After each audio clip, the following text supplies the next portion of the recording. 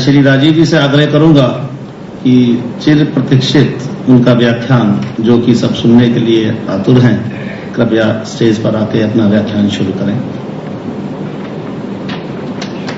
तो नागरिक बंधु, भरत भाई जो मेरे आदरणीय हैं, अग्रज हैं, उनके साथ बैठे हुए श्री अजय भाई, यहाँ के काम में मेरा सहयोग करने वाले सभी सहयोगी मित्रों, मैं बहुत आभारी हूँ आपका कि आप अपना समय निकाल कर यहाँ आए हैं और मैं आपके साथ अपने भारत देश की कुछ समस्याओं के बारे में और उन समस्याओं का कुछ समाधान हो सकता है उसके बारे में कुछ छोटी छोटी लेकिन बहुत गंभीर और महत्वपूर्ण बातें कहने के लिए आया हूँ।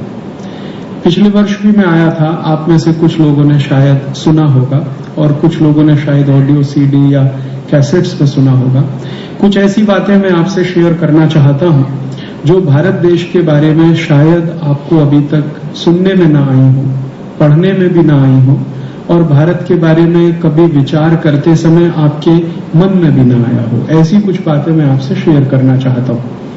मेरी कुछ बातें शेयर करूं उसके पहले एक छोटी सी जानकारी देना चाहता हूं जो मेरे परिचय से जुड़ी हुई है। आप सब जानते हैं कि भारत देश में 1984 में एक बहुत बड़ी दुर्घटना हुई थी भोपाल शहर में, जिसमें लगभग 20,000 से ज्यादा लोग मरे थे और 1 लाख से ज्यादा लोग 10 वर्षों में मरे थे। 20,000 लोग तो एक रात में मरे थे और 1 लाख से ज्यादा लोग 10 वर्षों में मरे थे 1984 से 1994 के बीच में, और 5 लाख लोग जिंदगी भर के लिए विकलांग हो गए थे, माने जिनका जीवन हमेशा के लिए खत्म हुआ। इतनी बड़ी दुर्घटना पिछले 500 साल में दुनिया में कहीं नहीं हुई, वो हमारे देश में हुई। थोड़े दिन पहले अमेरिका में एक दुर्घटना हुई थी जब उनके 2 टावर टूट गए थे, ट्रेड सेंटर, उसमें भी मात्र 3,000 लोग मरे थे। और वो 3,000 लोगों के मरने का दुष्परिणाम क्या हुआ पूरी दुनिया पर, वो आपने अपनी आंखों के सामने देखा। अमेरिका ने सारी दुनिया को सिर पे उठा लिया और 2 देशों को जितना कर सकता था उतना बर्बाद किया उसने। इसी अमेरिका देश की एक कंपनी ने 1984 3 दिसंबर को भारत देश के 20,000 लोगों को मारा था। इसी अमेरिका की एक कंपनी। अमेरिकन नागरिक मर जाएं तो इराक और अफगानिस्तान पे हमला किया जा सकता है। भारत के 20,000 नागरिक अमेरिका की कंपनी ने मार डाले। दुनिया में कभी किसी ने ये सवाल नहीं उठाया कि इसका न्याय क्या होना चाहिए। जो कंपनी इस काम में इन्वॉल्व थी भोपाल गैस कांड में, यूनियन कार्बाइड, उसका chief executive officer Warren Anderson, उसके खिलाफ हमारे सुप्रीम कोर्ट ने आदेश दिया। सुप्रीम कोर्ट के आदेश पर भोपाल की अदालत ने वारंट डिक्लेयर किया, नॉन अवेलेबल वारंट डिक्लेयर किया, लेकिन ये वारंट डिक्लेयर हुआ 1986 में और अभी 2004 तक उसका पालन नहीं किया गया। वॉरेन एंडरसन को अरेस्ट नहीं किया गया। इससे भी ज्यादा दुख और दुर्भाग्य इस भारत देश में ये है कि अभी थोड़े दिन पहले भारत देश के एक धर्मगुरु को गिरफ्तार कर लिया गया एक झूठे बयान के आधार पर, लेकिन सारी दुनिया के सामने जो सिद्ध हुआ भोपाल गैस कांड, उसके लिए जिम्मेदार व्यक्ति को अभी तक गिरफ्तार नहीं किया गया। न पुलिस ने कोई कार्यवाही की, न भारत सरकार ने। भारत सरकार अभी तक अमेरिका के साथ निगोशिएट कर रही है और वो निगोशिएशन पता नहीं अगले 50 साल तक चल सकते हैं कि वॉरेन एंडरसन को भारत में भेज दिया जाए, और अमेरिकन गवर्नमेंट कह रही है कि हम उसे भारत में नहीं भेज सकते। मैंने इस पर जानने की कोशिश की कि अमेरिकन गवर्नमेंट को वॉरेन एंडरसन से क्या लेना देना। वॉरेन एंडरसन अमेरिका की एक कंपनी का मालिक कहिए, उससे अमेरिका की सरकार को इतना प्रेम क्यों है जो वो भारत सरकार की बात को बराबर मना कर रही है। बाद में पता चला कि वॉरेन एंडरसन अमेरिका में कोई छोटी मोटी हस्ती नहीं है। दुर्भाग्य और सौभाग्य जो भी मानिए अमेरिका के लोगों का, वहां जब चुनाव होता है राष्ट्रपति पद का, उसमें 2 राजनीतिक पार्टियां जब चुनाव लड़ती हैं, डेमोक्रेट्स हैं और रिपब्लिकन्स, इन दोनों ही कंपनियों, इन दोनों ही राजनीतिक पार्टियों को सबसे ज्यादा जो डोनेशन देने वाले लोग हैं उनमें वॉरेन एंडरसन एक है। अमेरिका की कोई सरकार की हिम्मत नहीं है, वो रिपब्लिकन्स की हो या डेमोक्रेट्स की, जो भारत में वॉरेन एंडरसन को सौंप सके और भारत की अदालत उस पर कोई न्याय दे सके। भारत देश के बड़े बड़े सॉलिसिटर्स के साथ इस विषय पर मैंने बात किया है। इवन सोली सोराब जी जैसे लोगों से, दीपांकर भट्टाचार्य, अरुण जेटली, जो अनेक समय पर भारत में बड़े वकीलों में गिने जाते हैं। इन सबसे इस विषय पे मैंने बात किया है, तो वो एक ही बात कह के बात को खत्म कर देते हैं। वो ये कहते हैं कि अमेरिका के खिलाफ भारत सरकार की हिम्मत नहीं है, ताकत नहीं है ये एक्शन लेने की, इसलिए कुछ होता नहीं है। अन्यथा दुनिया के किसी दूसरे देश में ये हत्याकांड हो गया होता या दुर्घटना हो गई होती तो अब तक उसका चित्र कोई और ही होता। अगर यूनियन कार्बाइड ने ये दुर्घटना फ्रांस में किया होता या जर्मनी में किया होता या डेनमार्क में कर दिया होता या नीदरलैंड में कर दिया होता या ब्रिटेन में कर दिया होता या कोई और देश में कर दिया होता तो उसका चित्र कुछ और ही होता। चूंकि ये दुर्घटना भारत में हुई और भारत की राजनीतिक पार्टियां आप जानते हैं कि कितनी गिरी हुई हैं, कितनी नतमस्तक हैं। अमेरिका के सामने सब जो है हाथ बांधे खड़े रहते हैं, भारत के प्रधानमंत्री से लेकर वित्त मंत्री तक, और इस तरह से बातें करते हैं जैसे अमेरिका का एक्सटेंशन दिल्ली में खुल गया हो।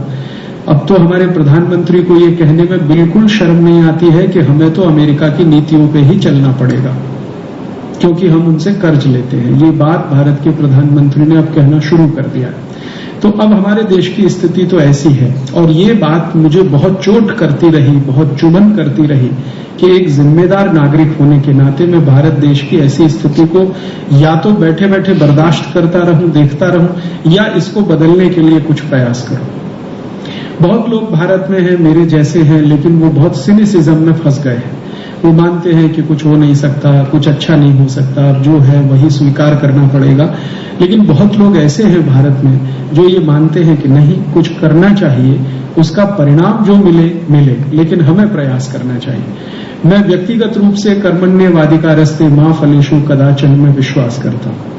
भगवद गीता में कृष्ण अर्जुन को कह रहे हैं कि तुम कर्म करो और कर्म के लिए प्रयास करो, परिणाम जो निकले उसकी परवाह तुम मत करो। और यही बात को ध्यान में रखकर 1984 में यूनियन कार्बाइड कंपनी के खिलाफ मैंने मेरे विद्यार्थी जीवन में, उस समय मैं एक छोटे से रिसर्च प्रोजेक्ट में काम कर रहा था भारत सरकार के, उस जीवन में तय कर लिया था कि मुझे अब देश के लिए, समाज के लिए कुछ करना है, मेरे व्यक्तिगत जीवन के लिए मैं कुछ नहीं करूंगा। वहां से ये यात्रा शुरू हुई। इस यात्रा में 6 वर्ष के बाद थोड़ी सफलता मिली, और वो सफलता इस रूप में मिली कि हमने यूनियन कार्बाइड के खिलाफ भारत के 10,000 से ज्यादा गांवों में बॉयकॉट कैंपेन किया था, बहिष्कार अभियान। और वो सब के सब 10,000 गांव आज भी ऐसे हैं जो यूनियन कार्बाइड की बनाई हुई कोई वस्तु इस्तेमाल नहीं करते। उन 10,000 गांवों में किसान पहले यूनियन कार्बाइड का बनाया हुआ पेस्टिसाइड इस्तेमाल करते थे, किसानों ने वो पेस्टिसाइड बंद किए, और वहां के लोग यूनियन कार्बाइड की बनाई हुई एवर रेडी बैटरी इस्तेमाल करते थे, वो उन्होंने बंद किया। बाद में हम लोगों ने मुंबई के शेयर मार्केट में एक कैंपेन किया था, और मुंबई के शेयर ब्रोकर्स ने हमें बहुत मदद किया। उन्होंने यूनियन कार्बाइड के बहुत सारे शेयर्स जो खरीदे हुए थे वो बेचना शुरू किया और नए शेयर्स खरीदना बंद किया। उससे यूनियन कार्बाइड कंपनी को काफी नुकसान हुआ। और ये सब अभियान चलाते चलाते बहुत सारे धर्म गुरुओं का भी हमें आशीर्वाद मिला, मदद मिली। परिणाम ये हुआ कि एक दिन यूनियन कार्बाइड ने भारत को छोड़ दिया। सरकार ने भारत यूनियन कार्बाइड से नहीं छुड़वाया, लेकिन इस अभियान से जरूर एक आशा पैदा हुई, और जब यूनियन कार्बाइड भारत छोड़ के चला गया। और आप जानते हैं कि बाद में वो यूनियन कार्बाइड कंपनी अमेरिका से भी चला गया। माने अब यूनियन कार्बाइड कंपनी का अमेरिका में भी कोई अस्तित्व नहीं है, और अब उस कंपनी की सारी संपत्ति अमेरिका की कुछ दूसरी कंपनियों के द्वारा टेक ओवर की गई है, और भारत में भी अब उसका कोई अस्तित्व नहीं। ये सब काम करते करते मेरे मन में बहुत सारे प्रश्नों का निर्माण हुआ था। उनका समाधान ढूंढने के लिए मैंने कुछ अभ्यास करना शुरू किया था, अध्ययन करना शुरू किया था। और वो अध्ययन करना ये शुरू किया कि आखिरकार ये यूनियन कार्बाइड कंपनी आई कैसे भारत में। तो पता चला कि एक मेमोरेंडम ऑफ अंडरस्टैंडिंग साइन हुआ भारत सरकार और कंपनी के बीच में। तो उस एमओयू में क्या लिखा गया, वो सब दस्तावेज जब मैंने देखे तो मुझे पता चला कि इसमें तो बहुत बड़ा घोटाला हुआ, क्योंकि एमओयू में जो कुछ लिखा गया वो कुछ भी यूनियन कार्बाइड ने भारत में कभी किया नहीं, और जो एमओयू में नहीं लिखा गया वही सब कुछ आकर उन्होंने भारत में किया। तो मैंने इस बात को भारत सरकार के एक उद्योग मंत्री के सामने कहा था कि जो एमओयू आपने लिखा, साइन किया है कंपनी के साथ, अगर कंपनी उसको फॉलो नहीं कर रही है तो आपने उसके खिलाफ कोई केस क्यों नहीं किया, और उसके खिलाफ कोई काम क्यों नहीं किया, एक्शन क्यों नहीं लिया। तो वो इंडस्ट्री मिनिस्टर आज भी भारत सरकार में दुर्भाग्य से मिनिस्टर हैं। उन्होंने मुझे बहुत मजाकिया हंसते हुए ये कहा था कि ये ऐसी बहुत सारी कंपनियां भारत में हैं जो एमओयू साइन करते समय कुछ कहती हैं और उसके ठीक उल्टा करती हैं, लेकिन भारत सरकार उनके खिलाफ कभी कोई कार्यवाही नहीं करती। उसका कारण है कि उसमें पैसे का लेन देन होता है, और ये पैसे का लेन देन कितने बड़े पैमाने पर हो सकता है ये जानने की जब मैंने कोशिश की तो पता चला कि सिर्फ यूनियन कार्बाइड वाले केस में 480 करोड़ रुपए का लेन देन हुआ, सिर्फ एक कंपनी के केस में। फिर मुझे लगने लगा कि अगर एक कंपनी में 480 करोड़ का लेन देन हुआ तो ऐसी भारत में सैकड़ों कंपनियां हैं, उसमें कितना हुआ होगा। ऐसे ऐसे विषय में मैं आगे उतरता गया। बाद में मुझे एक ऐसे सज्जन, एक ऐसे सत्पुरुष के साथ परिचय हो गया जो बहुत बड़े इतिहासकार हैं और भारत पर बहुत उन्होंने अभ्यास किया है, 40 वर्षों तक भारतीय इतिहास का अध्ययन करते रहे हैं। उनको धर्मपाल जी के नाम से पूरा भारत देश जानता है, बहुत नोटेड हिस्टोरियन है। एक बार जब मैं उनसे ये बात करता था तो उन्होंने कहा कि देखो ये जो यूनियन कार्बाइड का प्रॉब्लम है ये कोई नया नहीं है, ऐसा भारत में पहले भी कई बार हुआ है। जब हमारे देश की कुछ सरकारों ने विदेशी कंपनियों के साथ एमओयू साइन किए थे तो मैंने कहा ये कब हुआ? उन्होंने कहा 400 साल पहले हुआ था, जब इस देश में जहांगीर नाम का एक राजा था, उसने ईस्ट इंडिया कंपनी के साथ एक एमओयू साइन किया था। मैंने कहा मुझे वो उसकी कॉपी देखनी है कि वो जहांगीर ने ईस्ट इंडिया कंपनी के साथ जो एमओयू साइन किया। तो उन्होंने कहा उसकी कॉपी तो भारत में नहीं मिलेगी, लंदन में मिल सकती है। उस कॉपी को ढूंढने के लिए मैं लंदन तक पहुंचा और मुझे सफलता मिली। लंदन में हाउस ऑफ कॉमन्स है, आप जानते हैं, अंग्रेजों की लोकसभा, उनकी एक बहुत बड़ी लाइब्रेरी है। उस लाइब्रेरी से मुझे ईस्ट इंडिया कंपनी और जहांगीर के बीच जो एमओयू साइन हुआ था उसकी कॉपी मिल गई। वहां पर कॉपी 2 भाषाओं में उपलब्ध है, एक तो फारसी में लिखी हुई है और दूसरा अंग्रेजी में लिखी हुई है। अंग्रेजी कॉपी जब मैंने देखी तब मुझे अंदाजा हुआ कि जहांगीर ने तो पूरे भारत को लूटने की खुली छूट दे दिया था ईस्ट इंडिया कंपनी को, सिर्फ एमओयू साइन नहीं। ईस्ट इंडिया कंपनी को भारत में फ्री ट्रेड करने की अनुमति दी गई थी और फ्री ट्रेड का उस समय का जो डेफिनेशन था वो ये कि वो कुछ भी बेच सकते हैं, कितना भी मुनाफा कमा सकते हैं, भारत से लेके जा सकते हैं, जहांगीर को उसमें से कुछ टैक्स के रूप में मिल सकता है। तो जब अंग्रेज यहां कुछ भी बेच सकते थे, कितना भी मुनाफा कमा सकते थे, कितना भी यहां से लेके जा सकते थे, जब उन्होंने ये सब सिलसिला शुरू किया तो मेरे मन में आया कि उन्होंने कितना मुनाफा कमाया, कितना लेकर गए हिंदुस्तान से, वो पता होना चाहिए। तो फिर और आगे दस्तावेज इकट्ठे करने शुरू किए और करते करते करते करते 12-14 साल की मेहनत के बाद मेरे पास 50,000 दस्तावेज इकट्ठे हुए।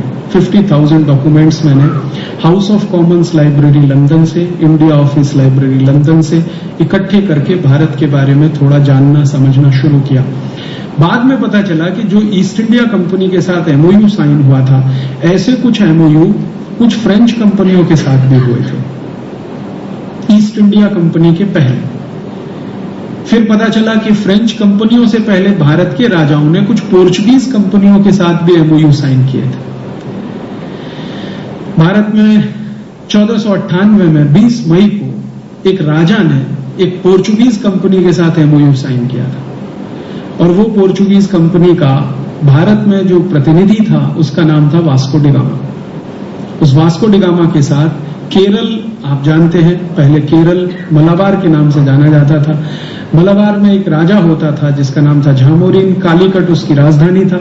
तो उसने 1498 20 मई को वास्को डी गामा के साथ एक एमओयू साइन किया था और परिणाम ये हुआ, उस एमओयू ने वास्को डी गामा को पूरे कालीकट को लूटने का अधिकार दिया था और वास्को डी गामा ने कालीकट से लूट कर जितना सोना ले गया था उसका वर्णन पोर्चुगीज डॉक्यूमेंट्स बताते हैं जो मैंने लिस्बन से लिए, वहां के आर्काइव से।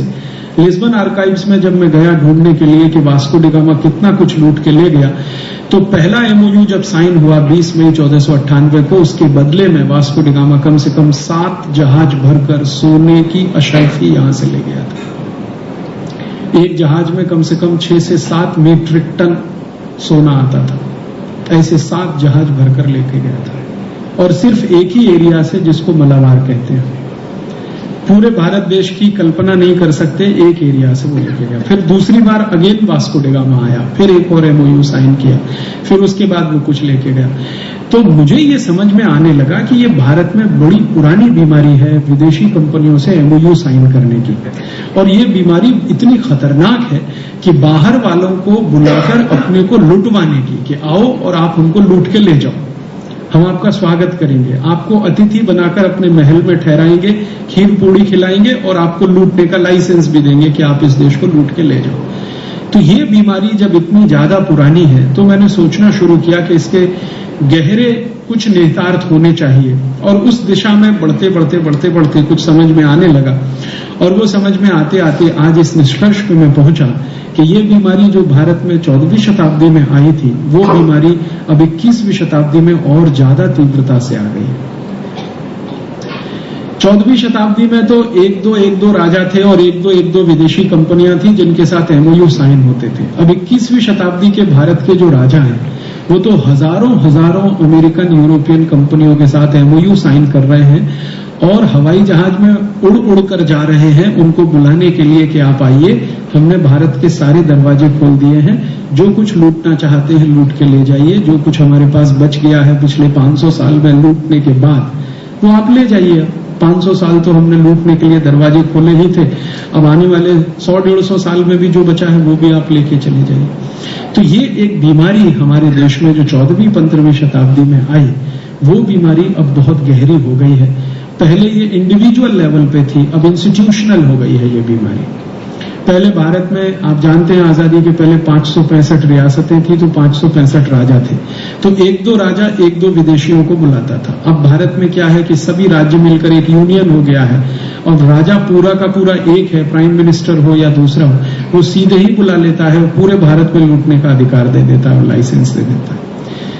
और दुर्भाग्य हमारे भारत देश का ये है कि हमारी जो साधारण जनता है, साधारण जो लोग हैं, कॉमन पीपल जो हैं, उनको ये सब कुछ मालूम नहीं है कि हमारे देश में किस तरह से ये सब होता है।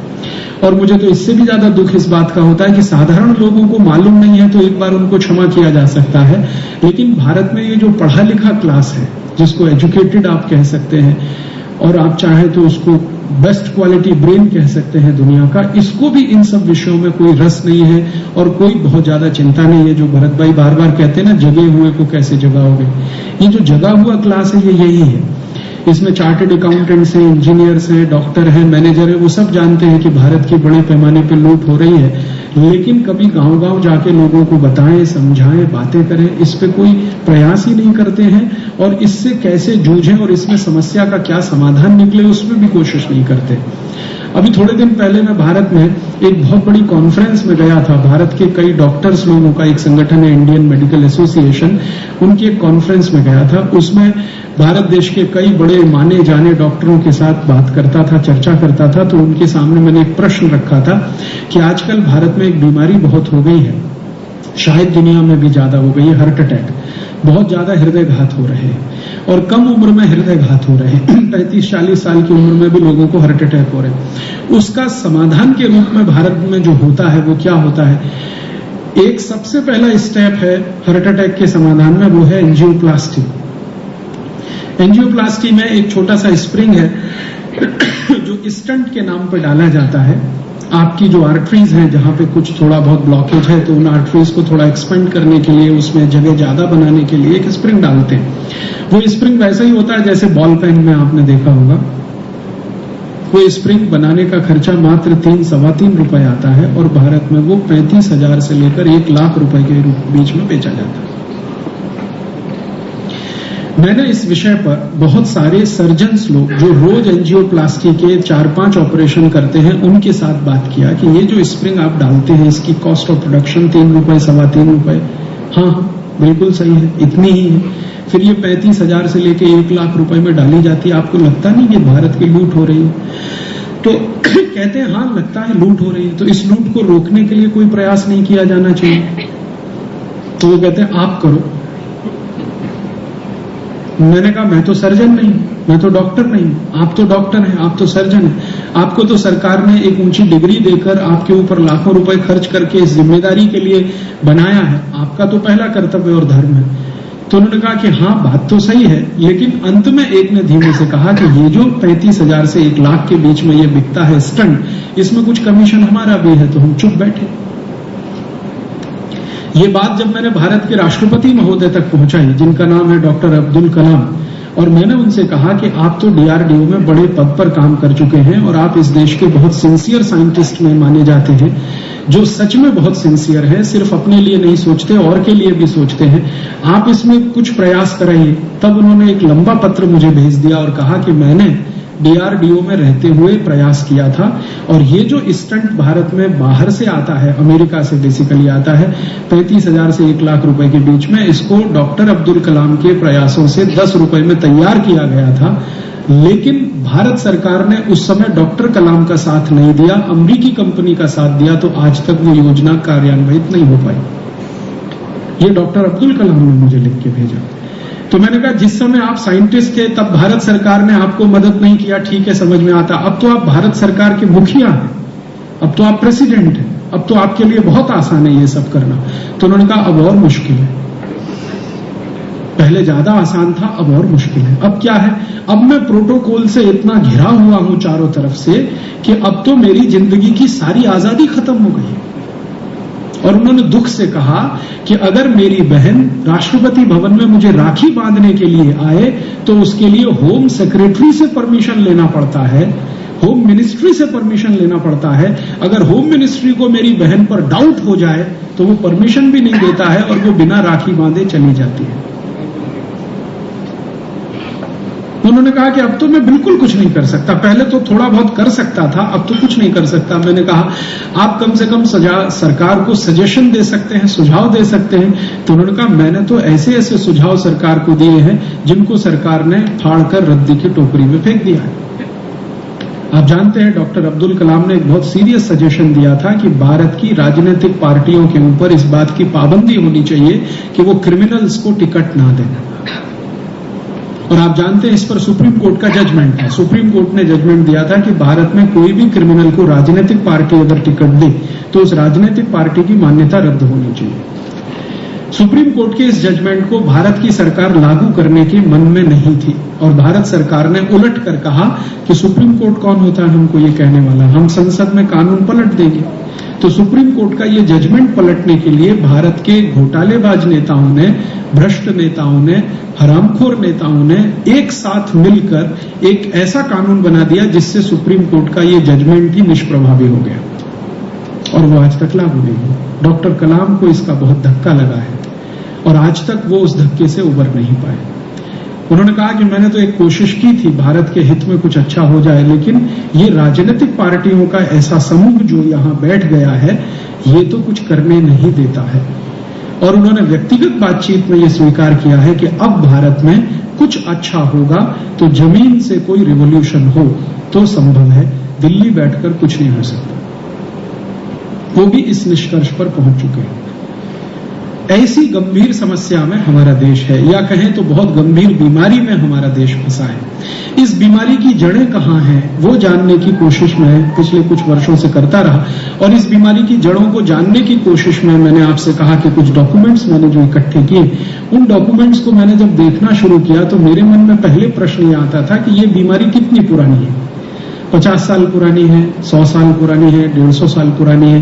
उदाहरण के लिए करप्शन का एक बहुत बड़ा प्रॉब्लम है हमारे देश में। ये करप्शन कितना पुराना है? 50 साल, 100 साल, 150 साल, 200 साल, 500 साल, 1000 साल। या ब्यूरोक्रेसी का प्रॉब्लम है, ये ब्यूरोक्रेसी का प्रॉब्लम कितना पुराना है? 50 साल, 100 साल, 200 साल। ये सब प्रश्न मेरे मन में आते थे और इन प्रश्नों को समझने के लिए फिर मैं ये प्रश्न मन में आते थे कि ये गरीबी बेरोजगारी का प्रश्न है, ये कितनी पुरानी है भारत की समस्या। तो इस विषय को ज्यादा माइक्रो लेवल पे जानने की कोशिश में मैं ये दस्तावेज इकट्ठे करता गया, लेकिन जब डॉक्यूमेंट्स मैंने इकट्ठे कर लिए और उनका अभ्यास किया तो पिक्चर बिल्कुल कोई दूसरा निकला। और पिक्चर ये निकला कि ये जो बीमारियां आज हमारे देश में आपको दिखाई देती हैं, इनमें से 90% बीमारियां मात्र 150-200 साल पुरानी है, बहुत अधिक तो 300 साल पुरानी है। और कुछ 10% बीमारियां ऐसी हैं जो 500-700 साल पुरानी है। माने 1000 साल पहले के भारत को जब मैं देखता हूं दस्तावेजों में तो वो ऐसा भारत दिखाई देता है जिसमें बीमारियां बहुत ही कम हैं या तो ना के बराबर है। और ये 1000 साल पहले का जो भारत है, इसी को हमारे इतिहास में भारत का स्वर्ण युग के नाम से जाना जाता रहा है। गोल्डन पीरियड जो भारत का है, तो ये जो गोल्डन पीरियड है उसमें बीमारियां बिल्कुल ना के बराबर है। माने गरीबी नहीं है, बेरोजगारी नहीं है, भ्रष्टाचार नहीं है, भाई भतीजावाद नहीं है, ये कास्टिज्म इतना नहीं है, ये सब इतना नहीं है। थोड़े थोड़े प्रॉब्लम है वो राजाओं के हैं और उनको सॉल्व करने के लिए सिस्टम बने हुए हैं। लेकिन ये बीमारियां ज्यादा शुरू हुई हैं 10वीं-11वीं शताब्दी से। 10वीं-11वीं शताब्दी में भारत में विदेशी हमले बहुत शुरू हुए हैं। आप सब जानते हैं, इतिहास में थोड़ा बहुत आपने पढ़ा होगा। 10वीं-11वीं शताब्दी में जब विदेशी हमले शुरू हुए हैं तब भारत में ये थोड़ी थोड़ी बीमारियां आने लगी हैं। और विदेशी हमले में सबसे खराब क्या होता है कि आपकी संपत्ति लूटी जाती है सबसे पहले, तो आप संपत्ति से वंचित होना शुरू होते हैं, समृद्धि आपकी कम होने लगती है। और जब समृद्धि कम होने लगती है तो कुछ आर्थिक समस्याएं वहां से पैदा होने लगती है। भारत की लूट करने के लिए जो विदेशी लोग आए हैं, इन लोगों ने किस लेवल पे लूट किया होगा इस देश का, इसका वर्णन अगर आप चाहें तो दस्तावेजों में मैं आपको दिखा सकता हूं। इस व्याख्यान के बाद आप में से किसी को भी रुचि हो तो आप थोड़ी देर के लिए बैठे। मैं इस बार डॉक्यूमेंट्स मेरे साथ सीडी पर लेके आया हूं। लास्ट टाइम आया था तो सिर्फ बात किया था, इस बार डॉक्यूमेंट्स मेरे साथ लेके आया हूं। जिनको भी इंटरेस्ट हो वो डॉक्यूमेंट्स यहाँ देख सकते हैं, और ज्यादा इंटरेस्ट हो तो सीडी आपको दे सकता हूं, आप कॉपी कर सकते हैं, कॉपी करके दूसरों को दे सकते हैं, दूसरों से और दूसरों को दे सकते हैं, क्योंकि ये सब डॉक्यूमेंट्स में मेरा कोई कॉपीराइट नहीं है, सबको कॉपी करने का राइट है। मैंने ये डॉक्यूमेंट्स मेरे लिए इकट्ठे नहीं किए हैं, देश के लिए इकट्ठे किए। ये अलग बात है कि इकट्ठा करने में मैंने थोड़ी मेहनत की है, लेकिन जब आ गए हैं तो ये देश की संपत्ति मानता हूं, ये मेरी संपत्ति नहीं है, क्योंकि इन दस्तावेजों को इकट्ठा करने में भारतवासियों ने बड़ी मदद की है मेरी। खासकर लंदन में रहने वाले जो भारतवासी हैं, उनकी बिना मदद के ये मैं नहीं ला सकता। आप जानते हैं मेरे जैसे आदमी का हाउस ऑफ कॉमन्स में प्रवेश कैसे हो सकता है, आप जरा सोचिए। और हाउस ऑफ कॉमन्स की लाइब्रेरी से क्लासिफाइड डॉक्यूमेंट्स लाना जो बहुत सेंसिटिव कहलाते हैं, वो तो ऐसे भारतवासियों की मदद से संभव हुआ है जो लंदन में रहते हैं और बहुत देशभक्ति से भरे हुए हैं। और वो कहते हैं मुझे कि हम खून के आंसू रोते हैं यहां लंदन में बैठकर, कभी भी दिल में जब देश का ख्याल आता है तो खून के आंसू रोते हैं। अभी हमें खुशी इस बात की है, संतोष इस बात का है कि तुम्हारे जैसे एक जवान आदमी ने ये काम करना तो स्वीकार किया, शुरू करना तो वो मदद किया, तो उनकी मदद से ये सब आए। और इसमें ऐसे लोगों ने मदद किया जो भारतवासी हैं और पार्लियामेंट में एमपी हैं। आप जानते हैं कई बार उनका नाम लेके मैं नहीं कहना चाहता क्योंकि उनको तकलीफ हो सकती है, लेकिन आप काफी समझदार व्यक्ति हैं। ऐसे कई भारतवासी हैं जो ब्रिटिश पार्लियामेंट में एमपी हैं, खासकर हाउस ऑफ लॉर्ड्स में हैं। तो उन सबकी मदद से ये दस्तावेज इकट्ठे हुए तो अभ्यास किया तो पता चला 10वीं-11वीं शताब्दी में भारत की जब लूट शुरू हुई विदेशियों के द्वारा, तो ये लूट बहुत छोटे पैमाने पर नहीं है, बहुत बड़े पैमाने पर है। कम से कम जो लुटेरे यहाँ आए और जो कुछ संपत्ति लेकर गए, उनका वर्णन अगर इकट्ठा किया जाए और उन सब वर्णनों के आधार पर जो लूटा हुआ माल इकट्ठा कर लिया जाए, तो सोना ही इतना निकलता है कि भारत के एक एक गांव की सड़क सोने से बन सकती है आज। इतना सोना लूट कर वो ले गए। जैसे उदाहरण के लिए मोहम्मद बिन कासिम गुजरात आता है और अकेले गुजरात में 3 महीने के अंदर 22 मीट्रिक टन सोना लूट के लेके जाता है, सिर्फ 3 महीने के अंदर। मोहम्मद बिन कासिम सिर्फ 3 महीने। फिर उसके बाद सोमनाथ के मंदिर की कहानी तो आप सब जानते हैं, 10वीं और 11वीं शताब्दी के बीच में। और आप जानते हैं कि सोमनाथ मंदिर एक बार नहीं 17 बार लूटा है, हर साल लूटा है। और एक एक साल में जो संपत्ति वहां से गई है, उस संपत्ति को 17 साल लगातार जोड़ दिया जाए तो सौराष्ट्र के एक एक गांव की सड़क सोने से बन जाए, इतना लूटा है सोमनाथ के मंदिर को। और सोमनाथ के मंदिर को लूटने वाला महमूद गजनबी अपनी लिखी हुई एक छोटी सी डायरी में, जो फारसी भाषा में उपलब्ध है, जिसका हमने हिंदी और अंग्रेजी भाषांतर कराया है, उसमें वो कह रहा है कि मैं अगर 50 साल भी जिंदा रहूं तो इस एक मंदिर को ही लूटने के लिए समय काफी नहीं पड़ेगा। आप जानते हैं कि वो एक बार नहीं 2 बार आया, 2 बार नहीं 3 बार आया, 3 बार नहीं 17 बार आया, 18वीं बार मर गया, नहीं तो फिर आने वाला था।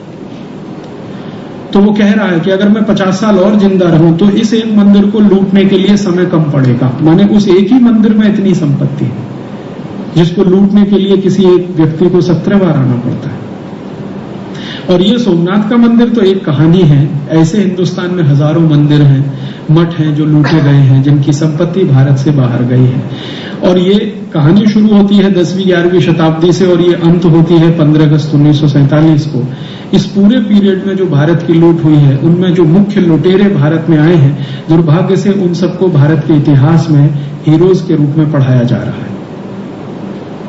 हमारे देश के इतिहास में वो सब ग्रेट हीरोज के नाम से पढ़ाए जाते हैं। उदाहरण के लिए झामोरीन के राज्य को लूटने वाला वास्को डी गामा भारत के इतिहास में महान नाविक था, बहुत बहादुर था, ऐसा पढ़ाया जाता है। और वास्को डी गामा के बारे में जो दस्तावेज मुझे मिले वो ये बताते हैं कि ना तो वास्को डी गामा नाविक था, ना ही बहादुर था। वो लिस्बन की गलियों में घूमने वाला टपोरी था। जो उसका लाइफ जिन्होंने लिखा है, पुर्तगाली इतिहासकारों ने वास्को डी गामा के बारे में जो कुछ लिखा है वो लिखा हुआ दुनिया में उपलब्ध है। वास्को डी गामा पे 2 किताबें लिखी गई हैं पोर्चुगीज में, जिनका इंग्लिश ट्रांसलेशन भी आ चुका है। वो दस्तावेज बताते हैं कि वो टपोरी था। टपोरी एक शब्द है मराठी का, बंबई में बहुत इस्तेमाल किया जाता है। टपोरी का माने आवारा लड़का, जिसको कोई काम नहीं है, कोई धाम नहीं है, बस इधर घूमना, कभी इधर कभी उधर, बिना किसी काम के घूमने वाला। और कभी भी किसी का छोटा मोटा जेब काट लिया, पर्स निकाल लिया, किसी से कुछ छीन लिया, ये टपोरी। वो टपोरी व्यक्ति था जिसको पोर्चुगीज गवर्नमेंट ने भारत जाने के लिए एक चिट्ठी दे दिया कि ये तुम्हारा अधिकार पत्र है, तुम जाओ और भारत के हिस्से को लूट के ले आओ। जो कुछ लाओगे उसमें से इतना % हमें दे देना, इतना % चर्च को दे देना, बाकी बचा हुआ अपने लोगों में बांट लेना। बाकायदा अधिकार पत्र उसको दिया गया। चार्टर जिसको कहा जाता है वो उसको लेके आया है और वो खुद लिख रहा है वास्को डी गामा कि मुझे नाव चलाना नहीं आता।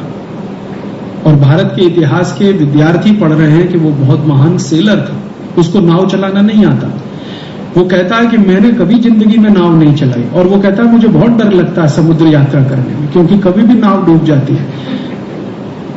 तो नाव कौन चलाता था वास्को डी गामा की? वास्को डी गामा की नाव एक गुजराती भाई चलाता था जो उसने नौकर रखा हुआ था।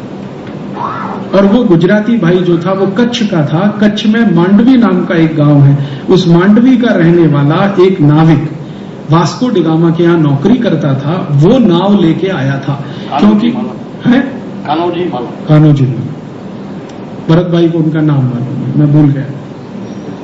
मांडवी का रहने वाला एक कच्ची नागरिक वास्को डी गामा की नाव लेके भारत आया था। क्यों प्रश्न उठता है, क्यों? इसलिए कि गुजराती लोग सबसे ज्यादा व्यापार करने के लिए परदेश जाते थे। भारत देश में सबसे ज्यादा विदेश व्यापार करने वाला अगर कोई एक राज्य माना जाए तो वो गुजरात है। दूसरा विदेश व्यापार करने वाला अगर कोई सेकंड कैटेगरी का राज्य है तो वो राजस्थान रहा है। ये राजस्थानी और गुजराती समाज के लोग सबसे ज्यादा विदेश व्यापार में थे और आज से नहीं 1000 साल 1500 साल से 2000 साल से भारत का विदेश व्यापार बहुत पुराना है।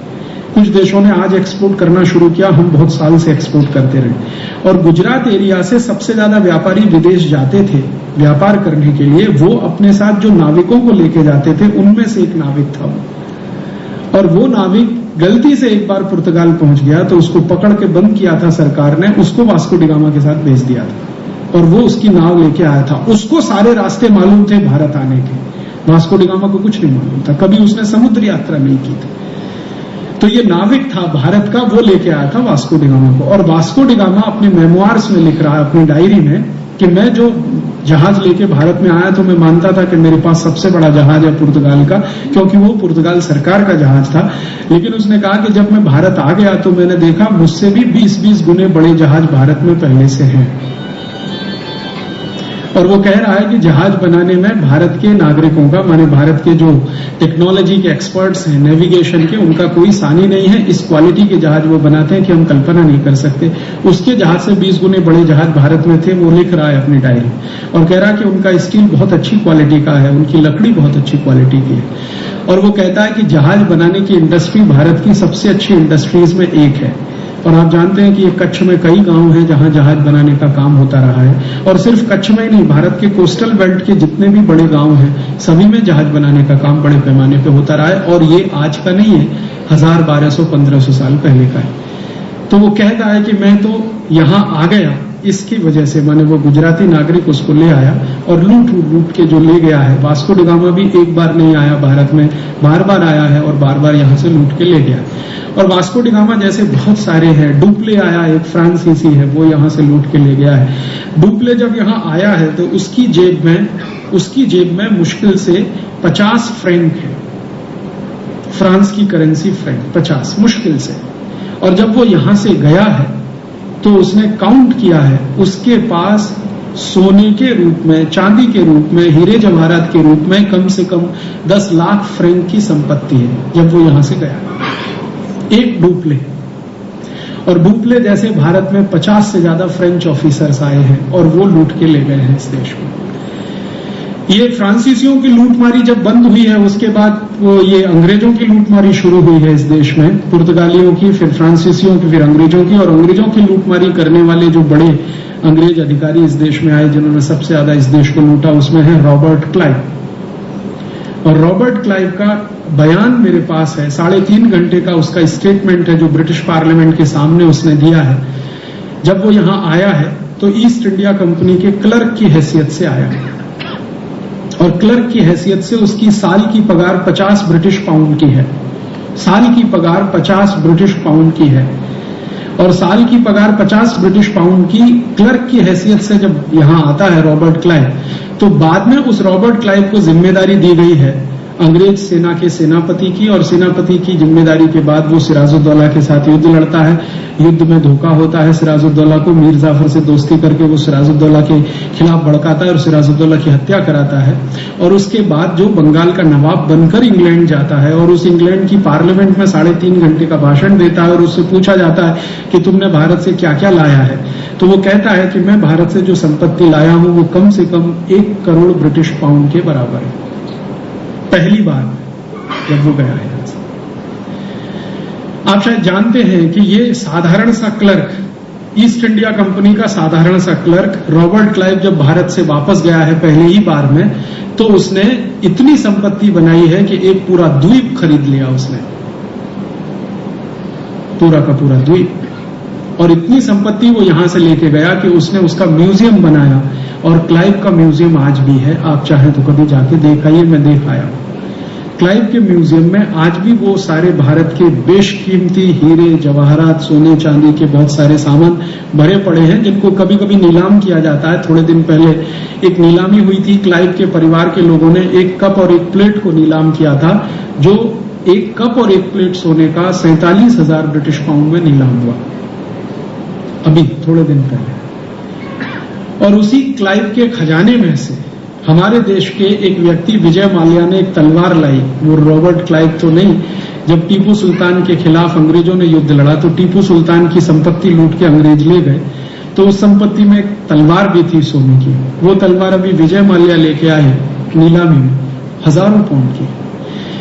और एक बार एक British museum, Albert hall museum जो लंदन का है, उसके क्यूरेटर को मैंने एक प्रश्न पूछा था कि भाई ये जो म्यूजियम है इंग्लैंड के और पूरे ब्रिटेन के, इन म्यूजियम में जो संपत्ति है उसमें सबसे ज्यादा कहाँ की है? तो उन्होंने कहा भारत की ही है।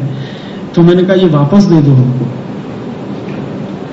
तो उन्होंने कहा अगर ये वापस दे देंगे तो भारत सोने की चिड़िया हो सकता है और हम सब सड़क पे आ सकते हैं, इतनी संपत्ति है। और वो संपत्ति के बारे में एक बार भारत की संसद में चर्चा हुई थी और ये चर्चा भारत के पहले वित्त मंत्री ने की थी, सीडी देशमुख ने। जब पंडित नेहरू इस देश के प्राइम मिनिस्टर थे तो सीडी देशमुख उनके फाइनेंस मिनिस्टर हुआ करते थे। इस पे चर्चा हुई थी और बात यहां तक आई थी कि इसको वापस लाने के लिए क्या किया जाए, लेकिन बाद में वो आइडिया ड्रॉप कर दिया गया। कारण क्या था? संसद में रिकॉर्ड्स हैं इस बात के, हमारी संसद में बात ये आई कि अंग्रेज इससे नाराज हो जाएंगे और हमें उन्हें नाराज नहीं करना। तो वो नाराज हो जाएंगे, हम उनसे वापस मांगेंगे संपत्ति, तो नाराज नहीं करना है। तो हमने क्या किया, अंग्रेजों से संपत्ति तो अपनी वापस नहीं मांगी, अंग्रेजों से भीख मांगना शुरू कर दिया कटोरा लेके, कर्ज के रूप में। और वो कर्ज बढ़ते बढ़ते बढ़ते बढ़ते आज इतना हो गया है कि भारत की सरकार उस कर्जे का ब्याज भरने के लिए कर्ज ले रही है। अगर वही संपत्ति हम वापस ले आते तो हम भारत को फिर से सोने की चिड़िया बना सकते थे, क्योंकि एक रॉबर्ट क्लाइव का अंदाजा आप लगाइए, 1 करोड़ पाउंड की संपत्ति वो ले जाता है, और रॉबर्ट क्लाइव जैसे भारत में 50,000 अंग्रेज ऑफिसर आए 300 साढ़े 300 साल। एवरेज भी निकाला जाए तो आप कल्पना कर सकते हैं कि कितनी संपत्ति यहां से गई है। तो इतनी भयंकर लूट इस देश की हुई है पिछले 500, 700, 1000 वर्षों में। उस लूट ने हमारे समाज में एक बीमारी पैदा कर दिया है। वो बीमारी है गरीबी का, भूखमरी का, बेरोजगारी का। क्योंकि जब समाज बहुत बड़े पैमाने पर लूटा जाता है तो उसकी समृद्धि में कमी आती है, और समाज की समृद्धि में कमी आती है तो उसके उद्योग, उसका व्यापार, उसकी सारी व्यवस्थाएं गड़बड़ाना शुरू हो जाती है। इसको आप ऐसे समझने की कोशिश करिए, आपके घर को कोई लगातार लूटे तो थोड़े दिन में आपका घर नहीं रहने वाला है। तो इस देश को लगातार लूटा गया तो कुछ रहने वाला नहीं था, तो सब कुछ खत्म हो गया। जो कुछ भी था संपत्ति के नाम पर वो गया। और ये संपत्ति जो हमारी चली गई लूट में, ये आई कहां से हमारे पास? इस पर मैंने थोड़ा अभ्यास करना शुरू किया कि इतना सोना, चांदी, हीरे, जवाहरात भारत में तो होते नहीं। भारत में तो सोना पैदा करने का काम कभी हुआ नहीं। अभी थोड़े दिन पहले कर्नाटक में एक खदान मिली सोने की कोलार में, वो भी थोड़े दिन में बंद हो गई। वहां अब सोना वहां भी नहीं। चांदी भी भारत में बहुत नहीं आती है। जमीन के नीचे न ज्यादा सोना है न ज्यादा चांदी। हीरे जवाहरात की खदानें भी बहुत थोड़े एरिया में है। मध्य प्रदेश में पन्ना नाम का एक जिला है, वहां पे थोड़ा बहुत हीरा निकलता है, अन्यथा तो ज्यादा नहीं है। दुनिया में सबसे ज्यादा सोना, चांदी, हीरा जवाहरात तो ये अफ्रीकी देशों के पास है, या तो थोड़ा बहुत है तो लैटिन अमेरिकी देशों के पास है, या थोड़ा बहुत है तो एशियाई देशों के पास। हमारे पास तो है नहीं जमीन के नीचे। तो इतना सोना चांदी हमारे पास आया कहां से, जो विदेशी इतना सब लूट के ले गए? तो पता चला कि क्या हम भी कभी किसी को लूटने गए थे? मेरे मन में एक बार ये प्रश्न आ गया स्वाभाविक रूप से कि ये विदेशी हमको लूटने आए, क्या हम भी कभी लूटने तो नहीं चले गए किसी को? हमारे यहाँ बड़े बड़े महान राजा हुए, सम्राट अशोक हुआ, शायद कहीं गया हो, किसी को लूट के लाया हो। या रामचंद्र जी कभी चले गए हो चक्रवर्ती सम्राट बनने के लिए, दूसरों को लूट के लाने के लिए। या कभी कृष्ण चले गए हो दूसरों को लूट के लाने के लिए। हो सकता है भारत में कभी ऐसा हो गया हो कभी। तो इस विषय पर जब मैंने दस्तावेज ढूंढना शुरू किया तो आज तक 12-15 साल की मेहनत तो मैं कर चुका हूं, एक भी ऐसा दस्तावेज नहीं मिला जब भारत का कोई राजा किसी पड़ोसी को लूटने के लिए कभी गया हो। हाँ, दस्तावेज इस बात के जरूर मिले हैं कि भारत के बहुत सारे राजा पड़ोसियों को संदेश देने चले गए, धर्म की बात कहने गए, संस्कृति की बात कहने गए, सभ्यता की बात कहने गए, प्रेम, मोहब्बत, शांति की बात कहने गए, लेकिन लूटने के लिए तो भारत का कोई राजा आज तक गया नहीं। ये दस्तावेज तो दुनिया भर में कहीं नहीं है। गए ही नहीं तो दस्तावेज कहां से आएंगे? तो फिर मैंने सोचा कि फिर ये आया कहां से हमारे समाज में इतना धन, इतनी संपत्ति, इतना वैभव? क्योंकि कोई समाज मंदिर सोने के बनाना शुरू करे तो ये तो तभी संभव है जब उस समाज में सरप्लस सोना हो। हमारे भारत में आपने सुना है सोने के मंदिर हैं। स्वर्ण मंदिर अमृतसर का तो शायद आपने देखा भी होगा। अमृतसर का स्वर्ण मंदिर तो एक है, ऐसे 1000 से ज्यादा मंदिर आज भी हैं जहां किवाड़ सोने के हैं, दीवारों में चांदी जड़ी हुई है, हीरे जवाहरात आज भी लगे हुए हैं, इतनी लूट के बाद भी बचा हुआ है। तो कोई समाज सोने के मंदिर कब बनाएगा? जब समाज में इतना ज्यादा सोना हो जो जरूरत से बहुत अधिक हो। खुद इस्तेमाल करते करते हम परेशान हो जाएं, बच जाए तो सोने का फिर मंदिर बनेगा। तो इतना ज्यादा सोना हमारे समाज में कैसे आया और सोने की चिड़िया नाम कैसे पड़ा इस देश का? इस विषय पर जब मैंने खोजना शुरू किया तो पता चला कि ये सारा का सारा सोना हमने ट्रेड करके कमाया, हमने किसी से लूट कर नहीं लाया। व्यापार किया हमने, उद्योग चलाए। और एक महत्व की बात कि भारत ने जब ये व्यापार किया दूसरे देशों से, तो व्यापार किया, किन चीजों का व्यापार किया? तो अब तक हमने सुना है, बात भी हम करते रहे हैं कि कुछ हमारे मसाले हम बेचने के लिए जाते थे, स्पाइसेस, ये हमने सुना है, शायद इतिहास में पढ़ा भी है। मेरे मन में ये संतोष नहीं होता था कि खाली मसाले बेच के सोना कमा के लाते थे। ये कैसे हो गया? क्योंकि मसाले का व्यापार इतना बड़ा दुनिया में कब से होने लगा? मसाला खाना अरब देशों ने थोड़ा, अरब देशों की जो जनता है वो थोड़े मसाले खाती है, और थोड़ा बहुत लैटिन अमेरिका में, वो भी बहुत थोड़ा इलाका। यूरोप में तो कोई मसाला वसाला नहीं खाता।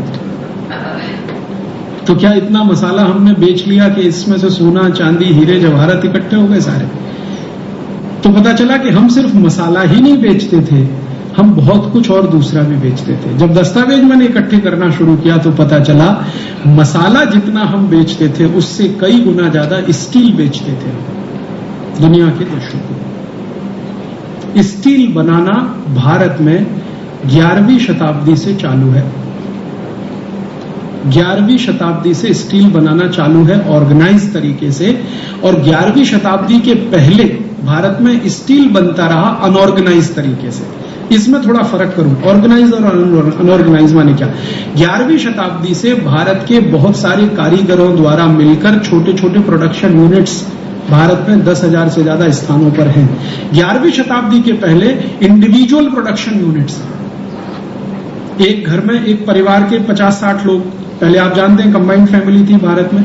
न्यूक्लियर फैमिली तो अभी आई है हिंदुस्तान में, जब से अमेरिका और यूरोप का असर ज्यादा हुआ। उसके पहले तो भारत में कंबाइंड फैमिली है, संयुक्त तो परिवार है। तो एक परिवार में 20, 25, 30, 50, 60 लोग हैं, वो मिलकर कई परिवार हैं जो लोहा बनाते हैं, स्टील बनाते हैं और लोहे की कई क्वालिटीज बनाते हैं।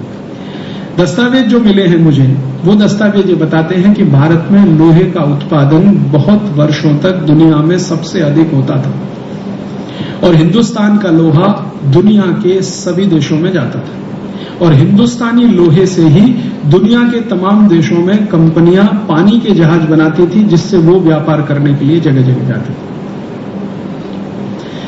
हमारे देश में जब से ऑर्गेनाइज्ड लेवल पे प्रोडक्शन शुरू हुआ तो 1840 तक के दस्तावेज है, उसके बाद के दस्तावेज अभी तक मिले नहीं है, मिल जाएंगे तो उनकी भी बात कर सकूंगा। अप टू 1840s भारत में 10,000 प्रोडक्शन यूनिट्स थे स्टील बनाने वाले, अप टू 1840। और 1840s हमारा कोई अच्छा समय नहीं है, बहुत गिरा हुआ समय है। जब 800 साल हम लुटते रहे तब इतने प्रोडक्शन यूनिट्स बचे हैं। तो जब हमारा गोल्डन पीरियड रहा हो तो कितना रहा होगा। और जो क्वालिटी का लोहा, आयरन, स्टील, जो भी आप कहिए हम बनाते थे, उसके बारे में आपने कई बार सुना होगा, चाहे तो प्रमाण भी देख सकते हैं। वो इस क्वालिटी का होता था कि उसमें जंग नाम मात्र भी नहीं होता था। सैकड़ों सैकड़ों साल वो लोहा खुले में पड़ा रहे, बारिश भी होती रहे, धूप भी गिरती रहे, हवाएं भी आती रहे, तो भी उस पे जंग ना लगे, रस्ट ना लगे। अभी तत्काल देखना हो तो दिल्ली चले जाइए, मेहरौली नाम का गांव है, वहां पर लौह स्तंभ देख लीजिए।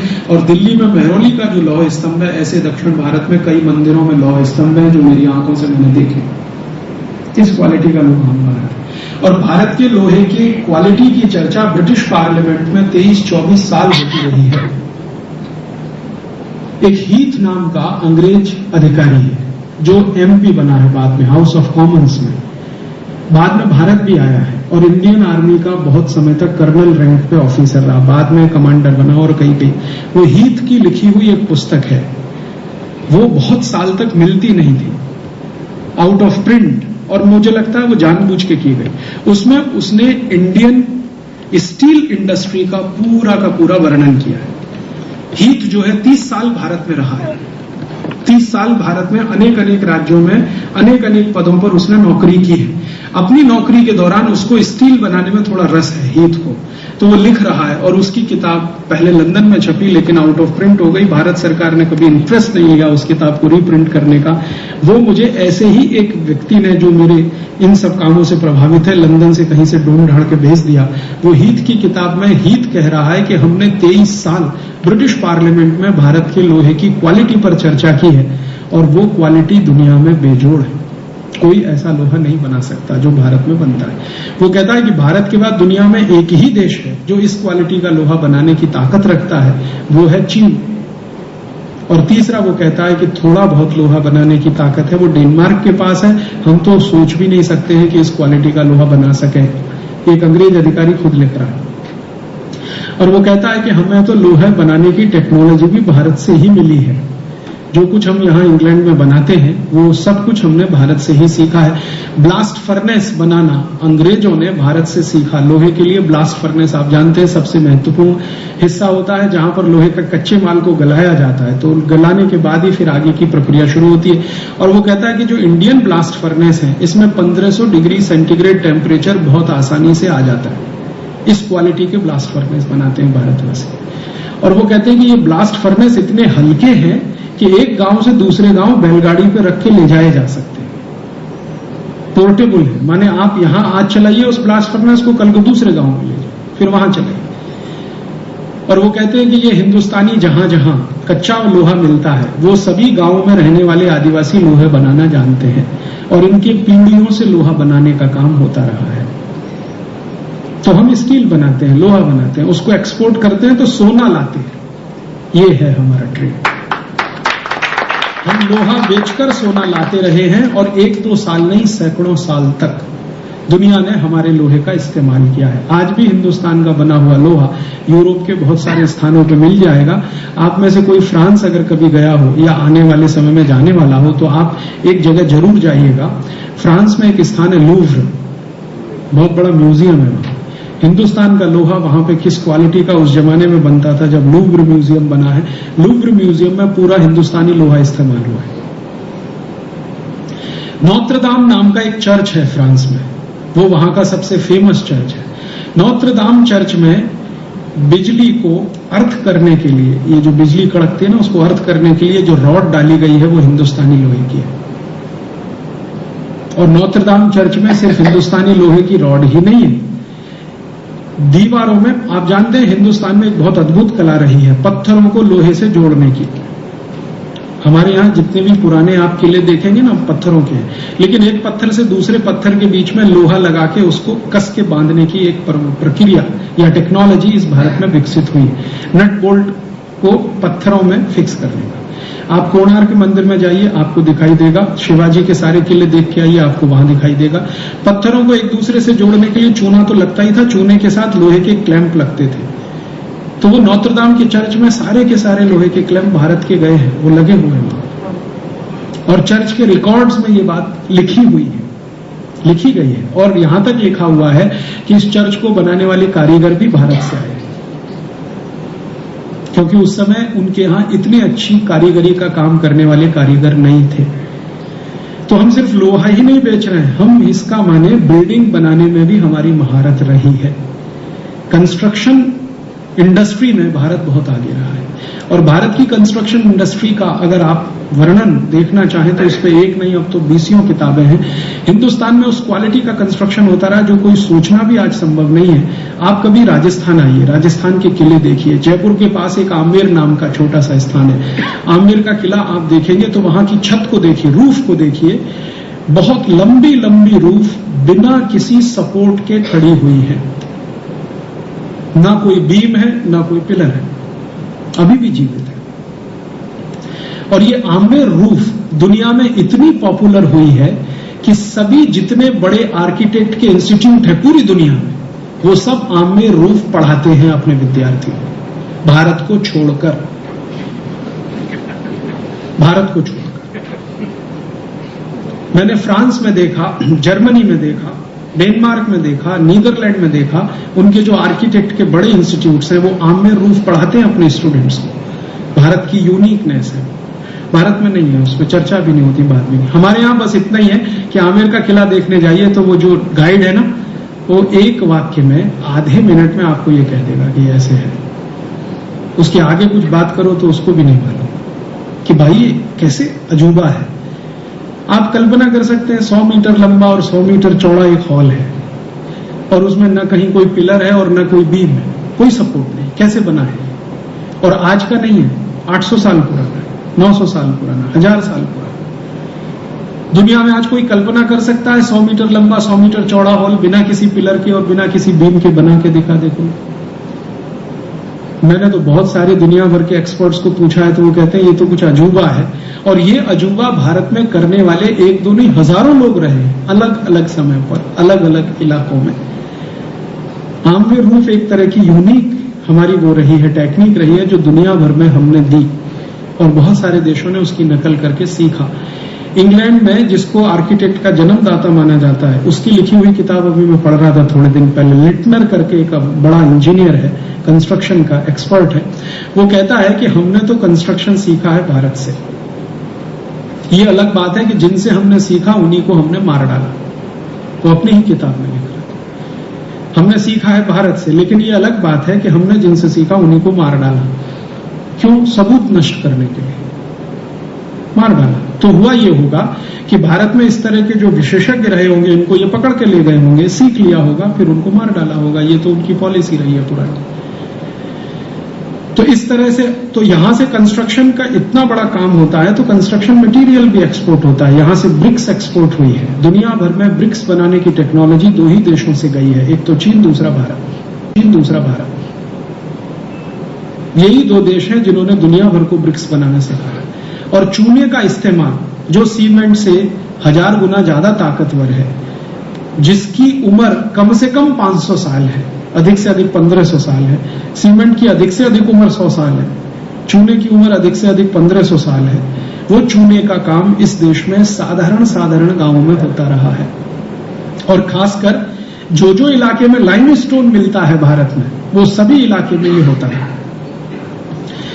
आप कभी जाइए, बेस्ट क्वालिटी लाइमस्टोन मिलता है गुजरात में भी जूनागढ़ के आसपास के एरिया में आप ढूंढेंगे, आपको बहुत सारे गांव मिलेंगे। वो गांव हिंदुस्तान में चूना बनाने वाले सबसे बड़े केंद्र रहे हैं 1000 साल पहले, 1200 साल पहले। और वो चूना बना के बेचते रहे और बदले में सोना लेके आते रहे। तो हम लोहा बेचते थे, चूना बेचते थे, कंस्ट्रक्शन मटेरियल में ब्रिक्स बेचते थे हिंदुस्तान से, और क्या बेचते थे, कपड़ा बेचते थे। कपड़े की कहानी तो आप सब जानते हैं कि हिंदुस्तान में इस क्वालिटी का कपड़ा बनता था, दुनिया भर के देश हमसे कपड़ा खरीदते थे। और इतना ही नहीं, 36 तरह के आइटम्स हिंदुस्तान से एक्सपोर्ट होते थे। ये जो एक्सपोर्ट है, इसके बदले में सोना, चांदी, हीरे, जवाहरात हमने लिए हैं। और तब समाज में इतनी समृद्धि आई है। हमने किसी को लूट कर समृद्धि नहीं कमाई है, व्यापार करके समृद्धि कमाई है। और भारत के व्यापारी दुनिया भर में मशहूर रहे हैं 2 बातों के लिए। एक बार जबान से कह दिया तो कुछ भी हो जाए, पलटना नहीं है। ये भारत के व्यापारियों के बारे में दुनिया भर में कहा जाता है। जबान दे दी, बात खत्म हो गई, फिर रेट ऊपर हो जाए नीचे हो जाए, सवाल ही नहीं उठता, घाटा उठा लेंगे, लेकिन जबान वापस नहीं ले सकते। और भारत के व्यापारी इतने बड़े पैमाने पर सारा व्यापार मौखिक करते रहे हैं, ओरल। क्यों? विश्वास का प्रश्न। कह दिया है भारतीय व्यापारी ने, तो यूरोप में माना जाता है कि भारत का व्यापारी अगर कह गया है तो घाटा खुद उठा लेगा, लेकिन खरीदने वाले को कोई घाटा नहीं होने वाला। इसलिए यूरोप में और अरब देशों में और अफ्रीकी देशों में सबसे ज्यादा व्यापार भारतीय व्यापारियों से ही होता रहा, क्योंकि जवान के पक्के हैं। बात कह दी तो फिरने का सवाल ही नहीं। रघुकुल रीति सदा चली आई, प्राण जाए पर वचन न जाए। एक बार वचन दे दिया है तो फिर प्रश्न ही नहीं उठता। ये हमारे एथिक्स रहे हैं आज के जमाने में। चाइनीज लोगों से जरा व्यापार करके तो देख लीजिए, सवेरे का रेट शाम को थोड़ा भी चेंज हो गया ना, तो आप ऊपर शीर्षासन कर लीजिए। या चाइनीज को छोड़िए, ताइवानीज लोगों से व्यापार करके देख लीजिए, आप अमरीकियों से करके देख लीजिए, ब्रिटिश लोगों से करके देख लीजिए। जरा सा रेट चेंज होते ही फिर वो किस तरह से ऊपर नीचे करना शुरू करते हैं। और यही देशों में लिखे हुए आर्काइवल डॉक्यूमेंट्स बताते हैं कि हिंदुस्तानी व्यापारी एक बार जबान दे दे तो पीछे नहीं हटने वाला। तो ये जो हमारी बात रही है, क्वालिटी, इसको मानना चाहिए। इस क्वालिटी के कारण हम बहुत बिजनेस करते रहे, बदले में ये सब कमाया हमने, उससे ये सब समाज समृद्धशाली हुआ। अब जब इतना सब संपत्ति इकट्ठी हुई तो विदेशियों ने लूटने के लिए यहां आना शुरू किया, नहीं तो क्यों आएंगे। भारत में 2 तरह के विदेशी आए। 10th सेंचुरी के पहले जो विदेशी आए वो ज्ञान लेने आए इस देश में, जैसे ताइवान से आए, चाइना से आए, जापान से आए, जिन्होंने बौद्ध धर्म यहां सीखा, फिर अपनाया, फिर लेके चले गए। वेनसांग का नाम आपने सुना, और भी ऐसे। चेंग हो नाम का एक बड़ा चाइनीज है जो भारत में 14 बार आया है, आर्मी ऑफिसर है, नेवल ऑफिसर है, और इतना प्रभावित हुआ है कि भारत के कई राजाओं से उसने एग्रीमेंट किया है और वो भारत की नेवल सिक्योरिटी के काम में लगा रहा बहुत साल तक। चेंग हो up to 14th century Bharat की पूरी ये कोस्टल बेल्ट की सुरक्षा एक चाइनीज एडमिरल करता रहा, उसकी आर्मी करती रही। वो प्रभावित हुए हैं भारत से, यहां से बुद्धिज्म उन्होंने लिया है। तो 10वीं शताब्दी के पहले कुछ लोग आए भारत में, वो आए हैं ज्ञान लेने, धर्म का ज्ञान बात है, अब अध्यात्म की बात है, ईश्वर प्राप्ति की बात है। कहते हैं कि सिर्फ जीवन में भौतिकता ही सब कुछ नहीं है, ईश्वर प्राप्ति भी उसका एक बहुत बड़ा दूसरा हिस्सा है, लक्ष्य है। तो यहाँ ये जो आध्यात्मिकता रही है, धार्मिकता रही है, इसके लिए भी बहुत सारे विदेशी आते रहे, लेकिन वो 10वीं शताब्दी के पहले। 10वीं शताब्दी के बाद जो विदेशी आए हैं वो मुख्यतः लूटने आए हैं, लुटेरे के रूप में आए। उसके पहले जो आए हैं वो अध्ययन करने आए हैं, अध्यापन करने आए हैं। ये जो अध्ययन और अध्यापन करने विदेशी आए हैं, तो इसका माने यहाँ कोई अध्ययन अध्यापन के केंद्र रहे होंगे, नहीं तो ये कैसे हो सकता है कि विदेशी यहाँ आए अध्ययन करने के लिए। तो जिस समय वेनसांग आया है वो खुद लिख रहा है, वेनसांग की राइटिंग्स हैं, चाइनीज में उपलब्ध है, अभी उनका इंग्लिश ट्रांसलेशन भी आ गया है। वो कहता है कि जब मैं भारत गया अध्ययन करने के लिए, सीखने के लिए, उस समय भारत में 14 विश्वविद्यालय चलते थे। वेनसांग के टाइम में 14 विश्वविद्यालय, तक्षशिला एक है, नालंदा एक है, तपोवन एक है। वो टाइम में आपको मालूम है गुजरात में एक विश्वविद्यालय था, नडियाद में, जब वेनसांग भारत आया था। नडियाद में एक यूनिवर्सिटी है, तक्षशिला में है, नालंदा में है, कुशीनगर में है, पटना के पास एक जगह है आरा, वहां पर है। ऐसे 14 स्थान का वर्णन वो कर रहा है। और वो कह रहा है किसी भी यूनिवर्सिटी में 10,000 से कम विद्यार्थी नहीं। और वो कहता है कि 10,000 विद्यार्थियों को व्यवस्था करने वाला जो होता है उसी को भारत में कुलपति कहते हैं, जो दुर्भाग्य से आज वाइस चांसलर हो गया हमारे। ये वाइस चांसलर कुछ अलग चीज है और कुलपति कुछ अलग चीज है। हमने तो रेड़ मार दिया ना अपने देश की भाषा और शब्दों का अंग्रेजी के साथ इक्वेट कर करके। वाइस चांसलर अलग शब्द है, कुलपति अलग। तो वेनसांग कह रहा है कि कुलपति भारत में वो होता है जो 10,000 विद्यार्थियों की व्यवस्था कर सके। और ऐसे 14 विश्वविद्यालय हैं जिनमें कम से कम 10-10 हजार विद्यार्थी पढ़ते हैं। और उनका एरिया बता रहा है कि एक विश्वविद्यालय का एरिया कितना है, कमरे कितने हैं और उनमें क्या क्या विषय पढ़ाए जाते हैं। 18 विषय पढ़ाए जाते हैं जिनका वो वर्णन कर रहा है। और वो कहता है हर एक विश्वविद्यालय की अपनी विशेषता है।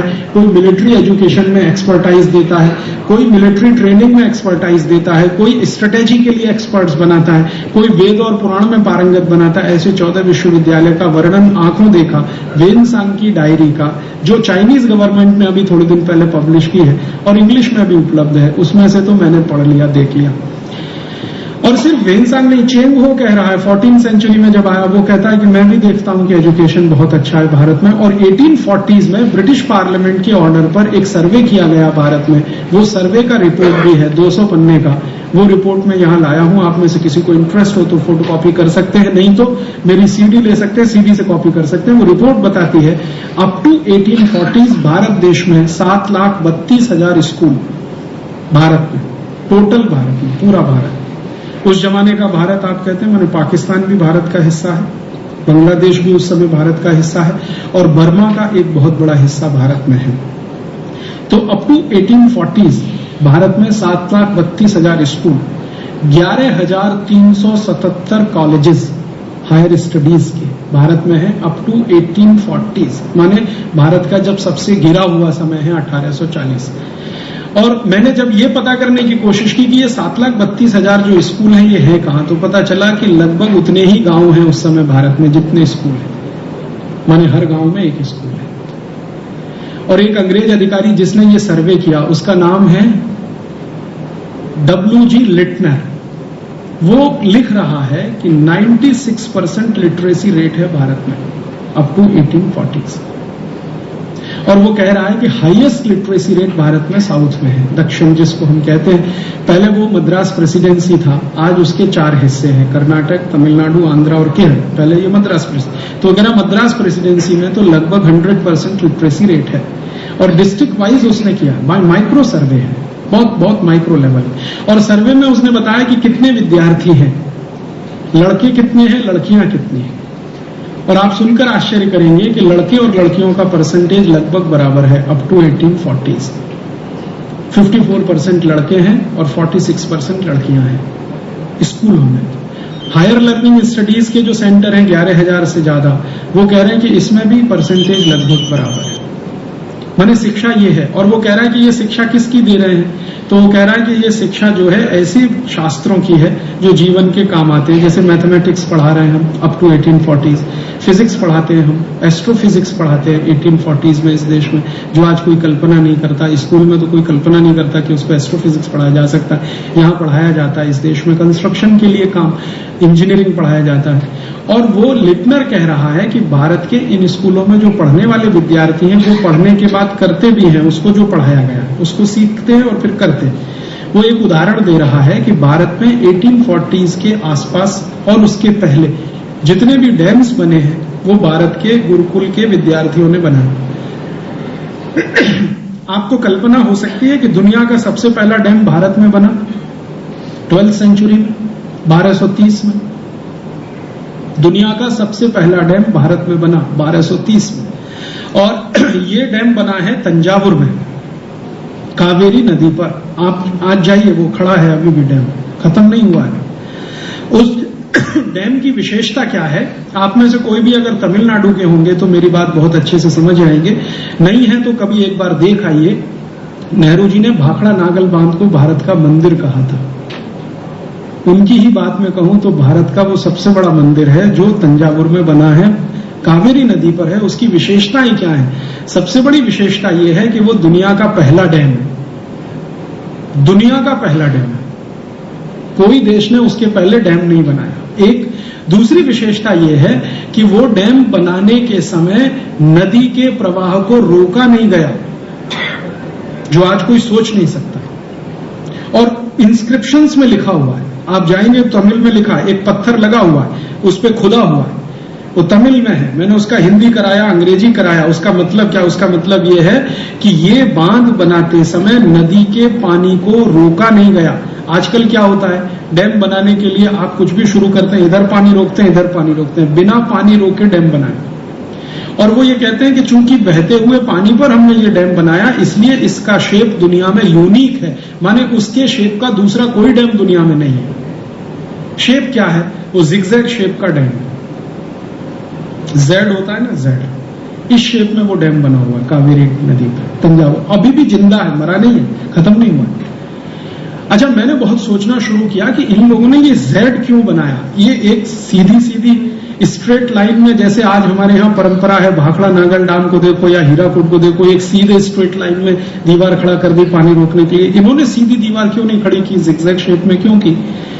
तो जो हमारे देश में इस विषय के जो विशेषज्ञ हैं, आप जानते हैं भारत में सबसे बड़ा विश्वविद्यालय रुड़की में, जो बहुत बड़ा एक्सपर्टाइज है जिनके पास ये डैम बनाने का। वहां के कुछ इंजीनियरों को मैं पूछने गया तो उन्होंने कहा ये कॉमन सी बात है समझने की कि जब आप सीधी स्ट्रेट लाइन में डैम बनाते हैं और नदी का बहाव बहुत तेज होता है तो उसके टूटने की संभावना सबसे ज्यादा, क्योंकि प्रेशर बहुत है।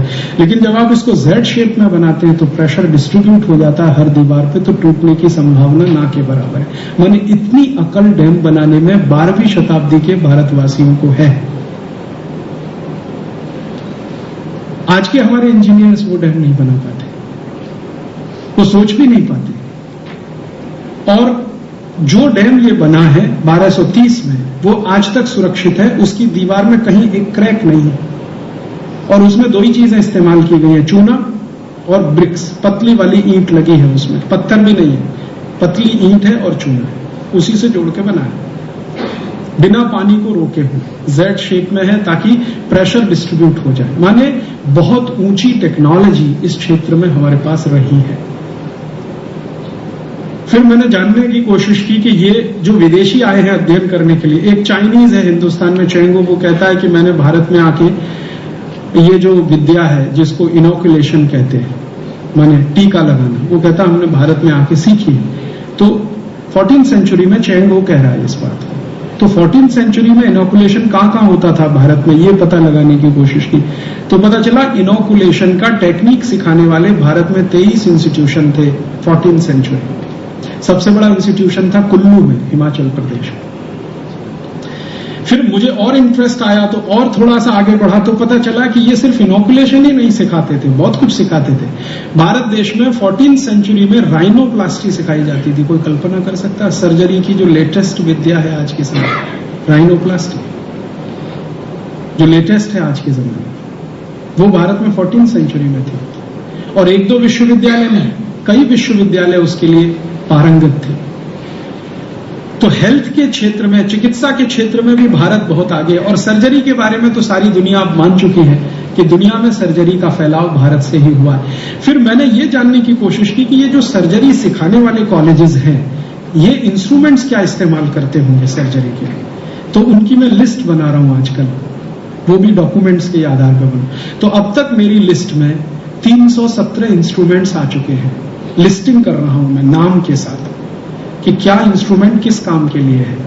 पेट में कट लगाना है तो उसके लिए क्या इंस्ट्रूमेंट इस्तेमाल हो रहा है, किस क्वालिटी की स्टील इसमें लग रही है, नाम क्या है उसका, संस्कृत नाम क्या है और स्थानीय भाषा में उसका नाम क्या है। तो ऐसे 317 इंस्ट्रूमेंट्स इस्तेमाल हो रहे हैं सर्जरी में, माने कोई साधारण बात नहीं है ये। फिर बाद में पता चलता है कि ये जो सुश्रुत का विज्ञान है, पूरा सुश्रुत शास्त्र, वो तो आज से बहुत साल पहले लिखा गया, कम से कम 2500 साल पहले की डेटिंग है उसकी। तो ये सुश्रुत का शास्त्र अगर उस समय लिखा जा रहा है और सर्जरी का सबसे बड़ा शास्त्र भारत में माना जाता है, तो शायद उस जमाने में भी रहा हो।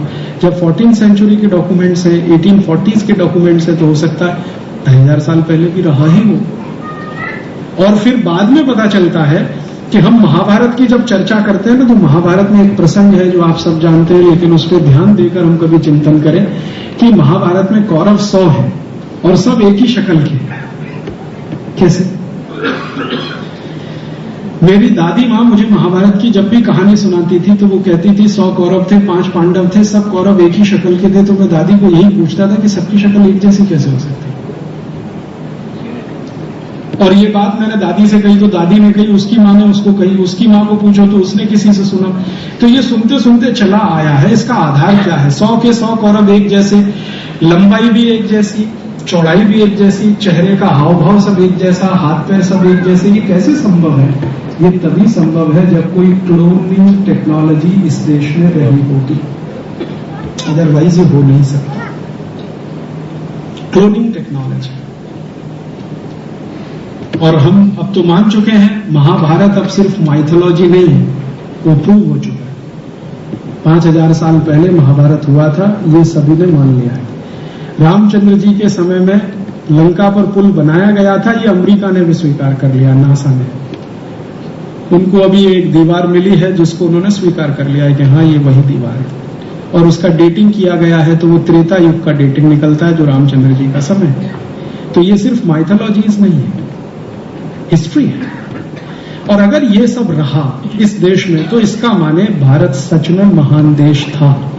अगर इन सब का कुछ कंक्लूजन करें तो महान देश था। और हमारी महानता क्या थी? यही सब हमारी महानता रही है। लेकिन हम इस महानता को जान सकें, इससे हम वंचित रहे, क्योंकि हमने जो इतिहास पढ़ा है वो अंग्रेजों का लिखा हुआ पढ़ा है। और अंग्रेजों का इतिहास जिस व्यक्ति ने लिखा है, जेम्स मिल, वो खुद कहता है कि भारत को गुलाम बनाकर रखना है तो इनको गलत इतिहास ही बताना पड़ेगा। ये अगर अपना सही इतिहास जान लेंगे तो गुलामी नहीं होंगे। और जेम्स मिल से आगे बढ़कर मैकॉले कहता है अपनी चिट्ठी में, जो उसने बोर्ड ऑफ सेक्रेटरी रेवेन्यू को लिखी है, उस चिट्ठी का कॉपी है मेरे पास मेरे सीडी में, वो लिख रहा है मैकॉले कि भारत के लोगों को गलत इतिहास बताना है, गलत भूगोल पढ़ाना है, गलत अर्थशास्त्र पढ़ाना है। क्यों? क्योंकि गलत लोग हम भारत पर राज कर रहे हैं, वो खुद स्वीकार कर रहे हैं। वो अपने सेक्रेटरी को लिख रहा है जो सबसे बड़ा अधिकारी है उस जमाने। वो कह रहा है भारत के लोगों को गलत इतिहास पढ़ाना, गलत भूगोल पढ़ाना, गलत अर्थशास्त्र पढ़ाना, गलत कृषि शास्त्र पढ़ाना। क्यों?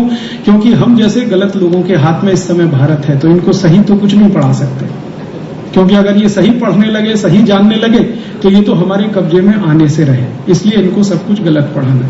तो वो सब कुछ गलत पढ़ाने के लिए अंग्रेजों ने जो कुछ किया है, वो एक अद्भुत काम, एक कॉन्वेंट स्कूल सिस्टम इस देश में डाल दिया, जो अंग्रेजों के समय बहुत छोटा मोटा था और अब अंग्रेजों के जाने के बाद इतना बड़ा हो गया है कि भारत में अब कोई छोटा सा गांव नहीं है जहां पर कॉन्वेंट स्कूल ना हो। अब तो भारत में बजरंगबली कॉन्वेंट स्कूल है। हाँ, आप चलिए मैं आपको दिखाता हूं।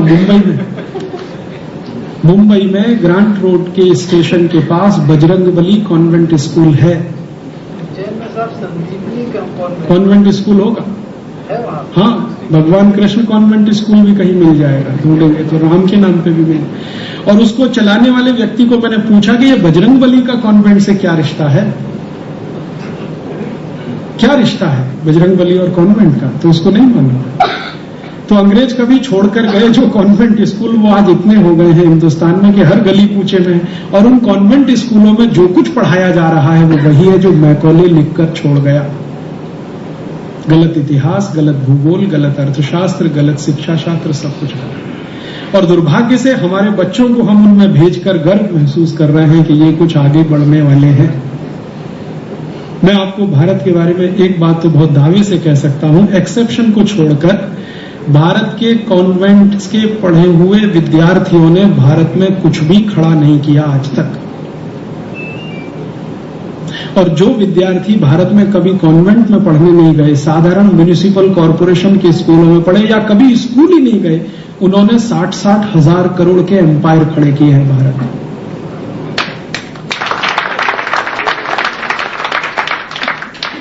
आप किसी का भी स्टडी कर लीजिए, धीरूभाई अंबानी का स्टडी कर लीजिए, बिरला जी का स्टडी कर लीजिए। 4 क्लास पास करके निकल गए राजस्थान के झुंझुनू जिले से, और वो बिरला जी के नीचे दुनिया भर के पीएचडी होल्डर्स और एमटेक होल्डर्स काम करते हैं 10-20 हजार की नौकरी पे। धीरूभाई अंबानी का कहानी हमारे सामने है। जमशेद जी टाटा की कहानी आप सुन लीजिए। जमशेद जी टाटा के बाद की पीढ़ी की बात नहीं करता, जमशेद जी टाटा की बात करता हूं, जो नवसारी से निकले, और आप देखिए उनकी, जिन लोगों ने कभी कॉन्वेंट का मुंह नहीं देखा, जो कभी स्कूल में भी नहीं गए, जिनका कोई फॉर्मल एजुकेशन नहीं हुआ, उन्होंने हजारों करोड़ के एम्पायर खड़े किए हैं। उनमें से एक भरत भाई है जो बड़े गर्व से कहते हैं मैं कभी स्कूल नहीं गया। भरत भाई की जिस बात से मैं सबसे ज्यादा प्रभावित हूं, उनकी ये बात, वो बड़े गर्व से कहते हैं मैं तो कभी स्कूल नहीं गया। और आप भरत भाई की क्वालिटीज जानते हैं, वो किसी भी मल्टीनेशनल कंपनी के चीफ एग्जीक्यूटिव ऑफिसर से कम नहीं।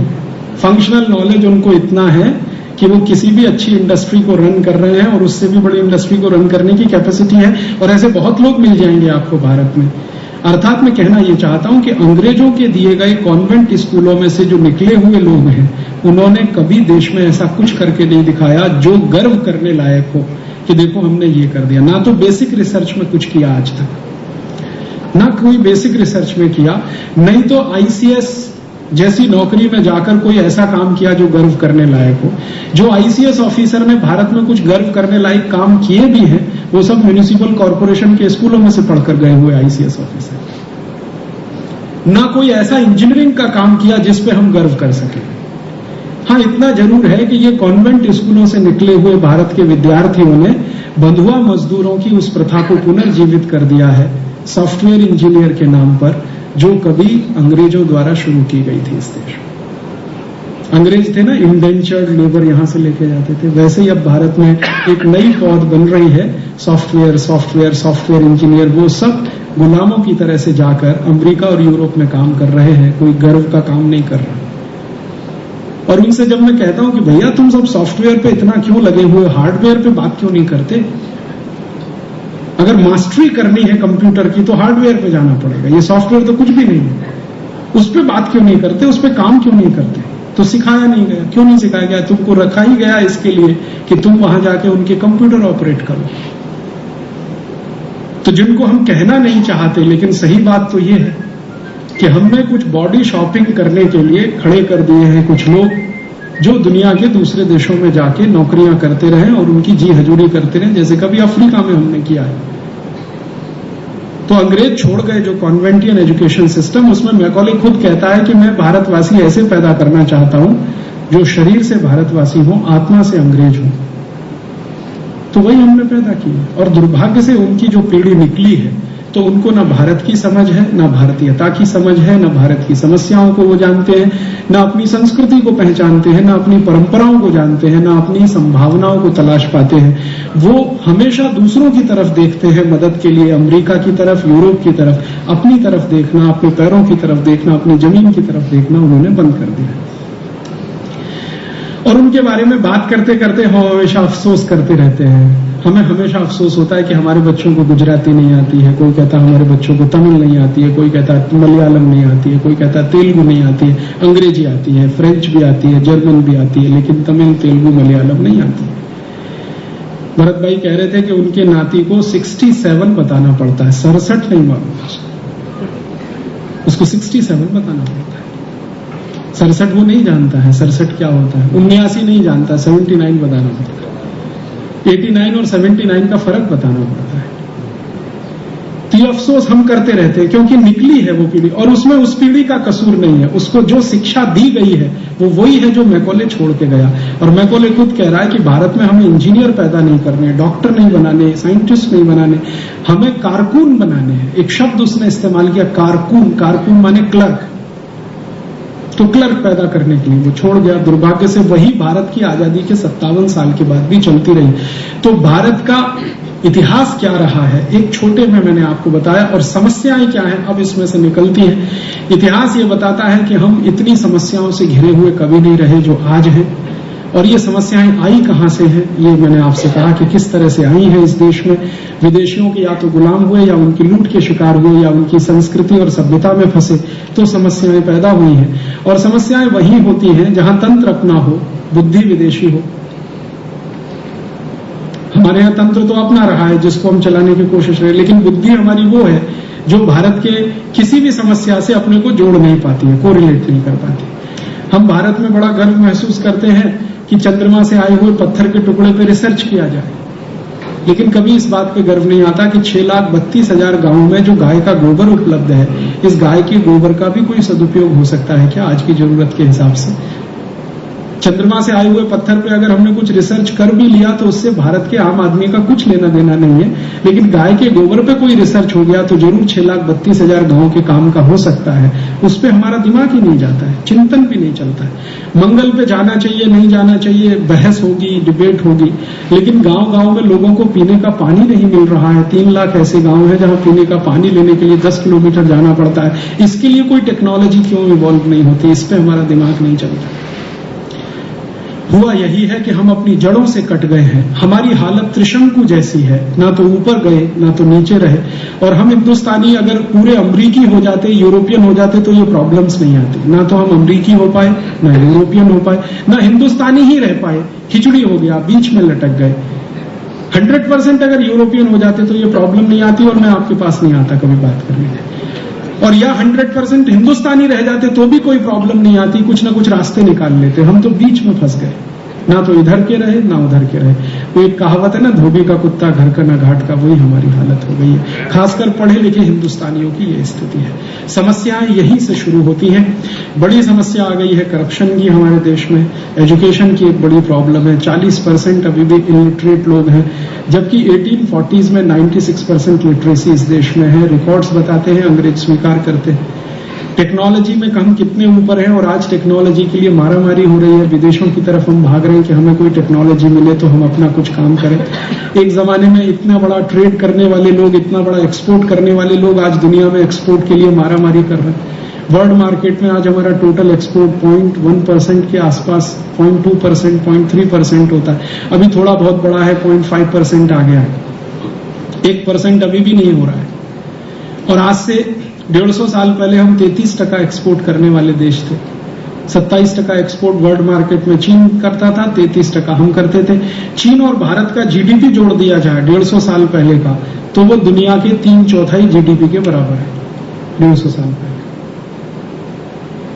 तो इतनी क्राइसिस हमारे देश में आज दिखाई देती है। ये क्राइसिस आई है यहीं से, और वो क्राइसिस के बारे में 2-3 बातें कह के फिर सोल्यूशन पे आऊंगा कि क्या क्राइसिस यहां से पैदा हुई। जब अंग्रेज आए तो उन्होंने हिंदुस्तान को खत्म करने के लिए, तोड़ने के लिए कई कानून बनाए, जिस पर मैं पिछली बार आया था, बहुत विस्तार से मैंने बताया था। अंग्रेजों ने भारत का अर्थशास्त्र और उद्योग खत्म करने के लिए एक बहुत सुंदर काम किया। सुंदर काम उनके शब्दों में, हमारे लिए खराब काम। वो कहते हैं कि अंग्रेज एक अधिकारी है, विलियम विल्बरफोर्स, वो पार्लियामेंट का स्पीकर है और भाषण दे रहा है और कह रहा है कि भारत को 1000 साल गुलाम बनाना है तो पहले भारत का उद्योग खत्म करो। उद्योग खत्म करने के बाद राजनीतिक शक्ति खत्म करो, और ये खत्म करने के बाद संस्कृति खत्म करो। तो कोई उसको पूछता है विल्बरफोर्स को। विल्बरफोर्स का 3.5 घंटे का लेक्चर है, वो भी सीडी में है, आप चाहें तो उसे पढ़ सकते हैं। वो लेक्चर में कह रहा है विल्बरफोर्स के उद्योग भारत के खत्म करने हैं तो सबसे पहला काम करो कि ज्यादा से ज्यादा उस पर टैक्स लगा दो। तो कोई पूछ रहा है क्या क्या टैक्स लगाएं, तो बड़े सुंदर शब्दों में कह रहा है कि देखो, भारत का कोई भी उद्योगपति कुछ भी उत्पादन करे तो सबसे पहले उत्पादन पे ही टैक्स लगा दो। तो अंग्रेजों ने सबसे पहला टैक्स लगाया सेंट्रल एक्साइज ड्यूटी 1840 में। फिर कह रहा है कि जो व्यक्ति उत्पादन करेगा वो माल जरूर बेचेगा, तो बेचने पर टैक्स लगा दो। तो दूसरा लगा दिया सेल्स टैक्स। फिर वो कह रहा है कि माल बेचेगा तो मुनाफा कमाएगा, तो उसके मुनाफे पर टैक्स लगा दो। तो फिर लगा दिया इनकम टैक्स। फिर वो विल्बरफोर्स कह रहा है कि कोई भी हिंदुस्तानी उद्योगपति माल बेचने के लिए एक गांव से दूसरे गांव में जाएगा, तो जिस गांव में जाएगा गांव में घुसते ही टैक्स लगा दो उसके। फिर वो कहता है कि गांव में आने जाने के लिए सड़क का इस्तेमाल करेगा, तो उस सड़क का भी टैक्स लगा दो उसके ऊपर। फिर वो कह रहा है कि अंग्रेजों की सरकार के बनाए गए पुल पर से जाएगा तो पुल का भी टैक्स लगा दो उसके ऊपर, toll tax, road tax, entry tax, exit tax. और वो कहता है इतने टैक्स लगा दो कि ये दे ना सके। तो एक एमपी पूछ रहा है तो फायदा क्या? अगर हम इतने ही टैक्स लगा दें कि ये दे ना सके तो फायदा क्या? तो विल्बरफोर्स कह रहा फायदा उसी में है। क्या है कि हिंदुस्तानी बहुत ईमानदार है, तो टैक्स भरने की कोशिश करेंगे, ईमानदारी से टैक्स भरेंगे तो सब बर्बाद हो जाएंगे। और अगर टैक्स भरेंगे नहीं तो बेईमानी करेंगे, बेईमानी करेंगे तो कमजोर बनेंगे, और कमजोरों को गुलाम बनाना आसान होता है। तो कह रहा हमारे दोनों हाथ में लड्डू हैं, या तो हिंदुस्तानी सब ईमानदारी से टैक्स भरेंगे तो बर्बाद हो जाएंगे, टैक्स नहीं भरेंगे तो बेईमान होंगे, बेईमान होंगे तो गुलाम बनाना आसान है, हमको तो दोनों ही काम करना। तब पूरा पार्लियामेंट एक स्वर से कहता है हाँ आपकी बात स्वीकार, चलो कानून बनाना शुरू करो। तो अंग्रेजों ने 1840 से ये कानून बनाने शुरू कर दिए। विस्तार से मैंने पिछले लेक्चर में कहा था, सिर्फ इशारे से कह रहा हूं, यही कानून आज तक भारत में लगे हुए हैं। आपको सुनकर दुख होगा, मुझे बहुत कांटे की तरह से ये चुभता है। 1860s में जब सबसे पहले इंडियन इनकम टैक्स आया, अंग्रेजों ने 97% इनकम टैक्स लगाया था। माने आप 100 रुपए कमाई कर रहे हैं तो 97 रुपए अंग्रेजी सरकार को दीजिए, 3 रुपए अपने पास रखिए। और वो 97% इनकम टैक्स हिंदुस्तान में आजादी आने के 35 साल बाद तक लगा रहा। आजादी आने के 35 साल बाद तक लगा रहा। आज भी वो 35% आया है। इतनी लड़ाई झगड़ा सब करने के बाद 35% आया। मेरे समझ में ये नहीं आता कि इनकम पर टैक्स क्यों होना चाहिए, प्रोडक्शन पर टैक्स क्यों होना चाहिए। कोई आदमी अपनी पूंजी लगाकर, अपना दिमाग लगाकर, अपनी मेहनत करके समाज को उत्पादन करके दे रहा, उस पर टैक्स क्यों होना चाहिए। उसको तो प्रमोशन करने के लिए सरकार को और मदद करनी चाहिए, क्योंकि वो आपके रॉ मटेरियल को एक फिनिश प्रोडक्ट में कन्वर्ट करके दे रहा है। ये तो बहुत बड़े हुनर का काम वो कर रहा है। फिर मैंने सोचा कि ये भारत सरकार इतनी इनकम टैक्स लगाती है, फिर उसके पहले अंग्रेज लगाते थे। अंग्रेजों के पहले कितना था? आपको सुनकर हैरानी होगी, 10वीं शताब्दी तक हिंदुस्तान में कोई इनकम टैक्स नहीं था। और 10वीं शताब्दी तक ये हिंदुस्तान चलता रहा एक अर्थशास्त्र पर, जिसको चाणक्य अर्थशास्त्र कहा जाता है। चाणक्य मानता है कि इनकम पे तो टैक्स होना ही नहीं चाहिए। वो कहता है कि ज्यादा से ज्यादा टैक्स अगर लेना है तो कैसे लेना चाहिए। बड़ी सुंदर बात वो कहता है अपनी अर्थशास्त्र की किताब में। वो कहता है जैसे मधुमक्खी फूल में से रस लेती है लेकिन फूल को निचोड़ नहीं लेती, फूल में से उतना ही रस लेती है जिससे फूल भी बचा रहे और उसकी भी क्षुधा पूरी हो जाए, तो राजा को उतना ही टैक्स लेना चाहिए। तो कोई कहता है आप इसका परसेंटेज तय कर दो, तो चाणक्य कहता है 5% से ज्यादा टैक्स कभी नहीं होना चाहिए। और वो कहता है जब इमरजेंसी हो जाए, बाहरी हमला हो जाए, तो वो 5% का टैक्स मैक्सिमम 15% तक जाना चाहिए, इसके आगे वो भी नहीं जाना चाहिए। तो 10वीं 11वीं शताब्दी तक ये देश चलता रहा चाणक्य अर्थशास्त्र से। तब ये भारत सोने की चिड़िया हो गया। उसके बाद ये चला विदेशी अर्थशास्त्र से, माने विदेशी आए, उन्होंने रूल किया, नए नए टैक्स के कानून बनाए। उसके बाद अंग्रेजों ने तो सत्यानाश कर दिया, तब से ये देश गिरता चला गया। तो अंग्रेजों ने बहुत सुंदर तरीके से इस देश को खत्म किया टैक्सेशन के सिस्टम से। फिर वो अंग्रेज कहते हैं कि सिर्फ टैक्सेशन के ही सिस्टम नहीं है। एक अंग्रेज अधिकारी जिसने ये ड्राफ्टिंग किया इंडियन इनकम टैक्स एक्ट का, जिसने ड्राफ्टिंग किया, वो कहता है कि ये इतना कॉम्प्लिकेट होना चाहिए कि किसी को समझ में ना आए। इतना कॉम्प्लिकेट होना चाहिए कि ये समझ में ना आए। हम समझ सके, माने अंग्रेज समझ सके, हिंदुस्तानी तो कभी ना समझे। इसको समझने के लिए भी वो हमारे पास आए, ऐसा कॉम्प्लिकेटेड करो। तो इनकम टैक्स एक्ट जो बनाया गया वो गोल गोल जलेबी जलेबी वाली जो भाषा है ना, और मैं हिंदुस्तान के बड़े इनकम टैक्स लॉयर की बात को कोट कर रहा हूं। वो कहते हैं कि 40-40 साल इनकम टैक्स में प्रैक्टिस करने वाले भी कॉन्फिडेंस से नहीं कह सकते कि ये एक एक्ट उनको समझ में आ गया। इतना कॉम्प्लिकेटेड शायद ही दुनिया में कोई देश में इतना कॉम्प्लिकेटेड होगा, और सेंट्रल एक्साइज भी उससे कम कॉम्प्लिकेटेड हुई। और भारत का कोई भी कानून आप पढ़ना शुरू करिए, कानून की पहली वाक्य पढ़कर आखिरी तक पहुंचेंगे, आपको याद नहीं रहेगा कि बीच में क्या है या पहले वाक्य में क्या है। इतनी क्लिष्ट भाषा क्यों? जानबूझ के, ताकि आपको समझ में ना आए। तो आप करेंगे क्या? इंटरप्रिटेशन के लिए अंग्रेजों के पास जाएंगे, तो डिपेंडेंसी उन पे ही रहने वाली है। और फिर अंग्रेज चाहे वैसे इंटरप्रेट करेंगे। तो भारत के कानून इस तरह से बनाए हुए हैं कि चाहे जैसे इंटरप्रिटेशन करा लो उसका, और उसी वर्ग में हिंदुस्तान फंस गया। तो गांधी जी ने कहा कि अंग्रेजों ने जो कानून बनाए उसका सबसे ज्यादा नुकसान भारतवासियों को हुआ, सबसे ज्यादा फायदा वकीलों को हुआ, और इसलिए गांधी जी ने अपनी वकालत की डिग्री जला दी 1915 में। बार एट लॉ की डिग्री जलाई थी गांधी जी। उन्होंने कहा भारत भूल जाए कि मैं बैरिस्टर हूं, क्योंकि ये वो वर्ग है जिसको अंग्रेजों ने पैदा किया है भारत के लोगों का खून चूसने के। कभी भी कानून की सही व्याख्या करके नहीं देगा ये वर्ग, ये गांधी जी का मानना था। और उसी वर्ग में आज भी पूरा देश फंस रहा है, पिस रहा है। परिणाम क्या है? भारत में जितने डिस्ट्रिक्ट कोर्ट्स हैं, जितने हाई कोर्ट्स हैं, सब जगह 4 करोड़ 50 लाख केस पेंडिंग है। एक बार मैंने भारत के कानून मंत्री अरुण जेटली को एक प्रश्न पूछवाया था लोकसभा में एक एमपी की मदद से कि ये 4 करोड़ 50 लाख केस जो पेंडिंग है, इनका जजमेंट कभी आएगा? तो कानून मंत्री का जवाब था कि कम से कम 350 साल में इनका जजमेंट आ जाएगा। वो जो 350 केस पेंडिंग है, उसमें मेरे भी 90 केस पेंडिंग है आजादी बचाओ आंदोलन के, पब्लिक इंटरेस्ट पिटीशन के। तो मेरे भी 350 साल में सभी केस का जजमेंट आएगा, तो कम से कम मुझे 8-10 बार पुनर्जन्म तो लेना ही पड़ेगा अपने केस का जजमेंट सुनने के लिए। और भारत के पूर्व न्यायाधीश, मुख्य न्यायाधीश जस्टिस वर्मा, वो स्वीकार करते हैं कि ये जो कानून का तंत्र है ये कभी न्याय नहीं देता, ये कभी न्याय नहीं देता। उन्होंने स्वीकार किया है इस बात को, पब्लिकली स्वीकार किया है कि हम न्यायाधीश नहीं हैं, हम कायदाधीश हैं। माने कानून के आधार पर फैसला देते हैं, न्याय नहीं देते, क्योंकि न्याय की परिभाषा ही अलग है।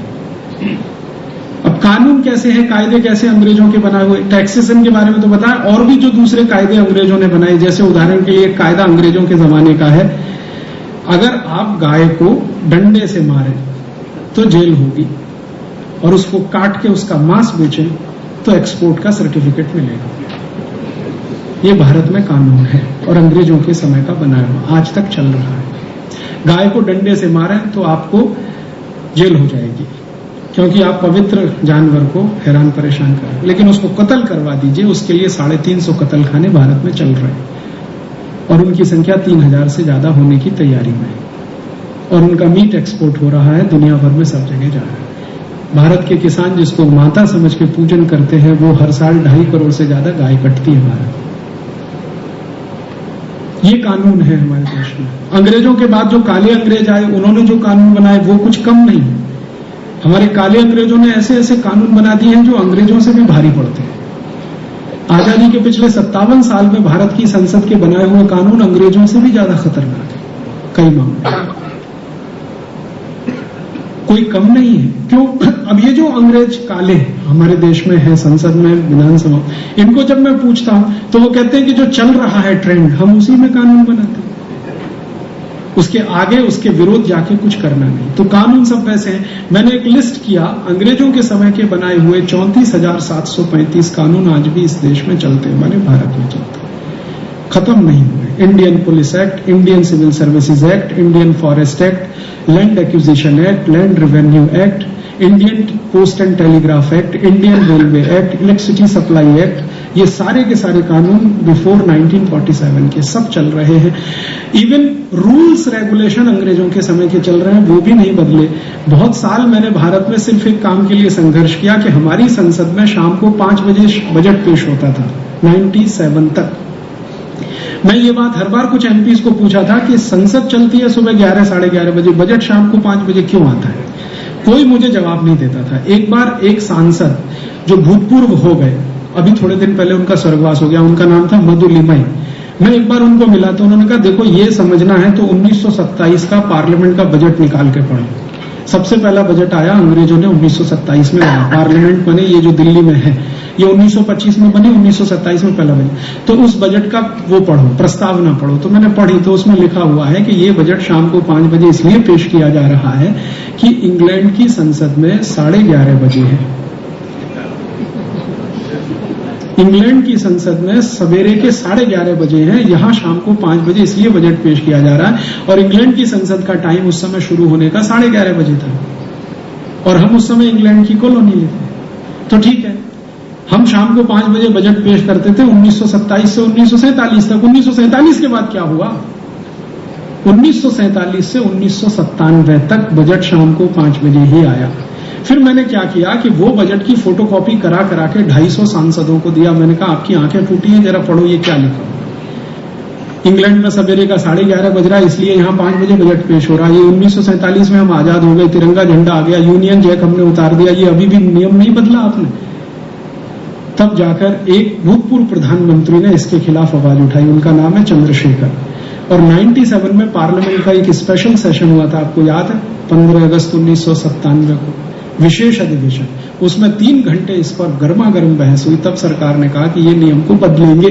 तो 1998 से बजट सवेरे 11 बजे आना शुरू हुआ। माने एक छोटा सा नियम बदलने में हमारे नेताओं को 50 साल लगता है,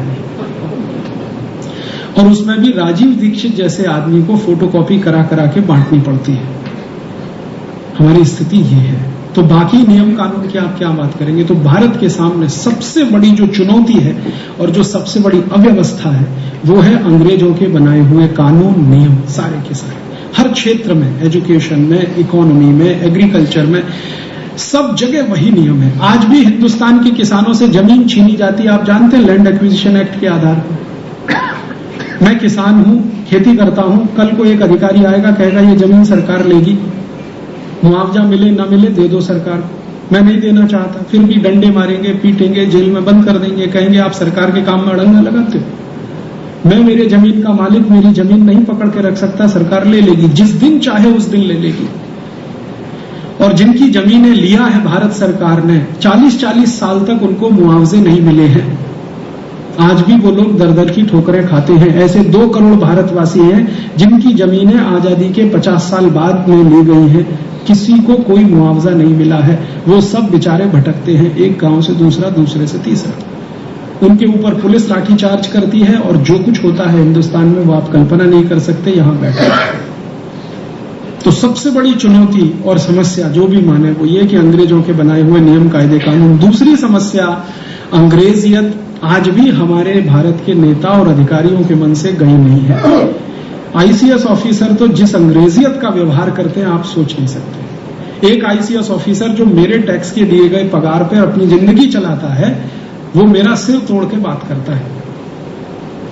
मैं अभी चला जाऊं उसके ऑफिस में तो वो मान लेता है कि ये कोई अवांछित व्यक्ति आ गया, और उसको ऐसे दुत्कारता है जैसे कुत्ते को हम दुत्कारते हैं हमारे घर में आने पर।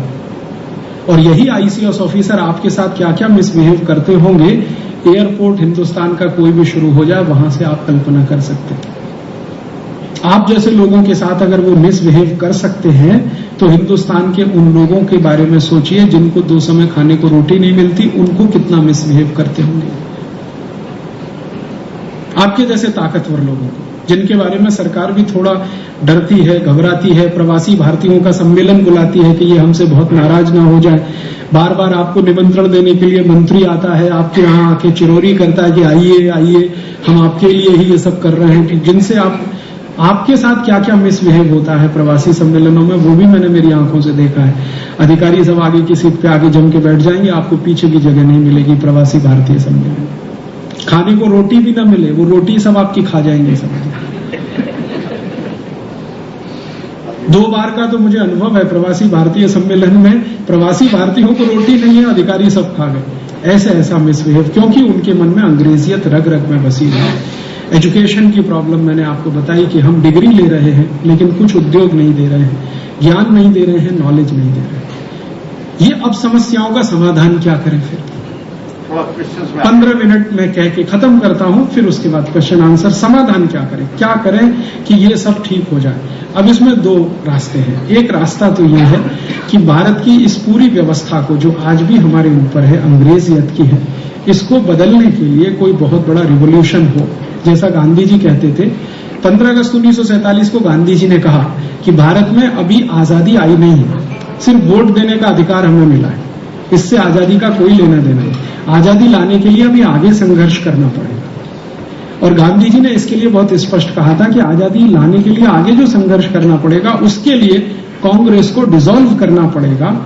ये गांधी जी ने बिल्कुल स्पष्ट कहा था, और उन्होंने मसविदे में लिखा था।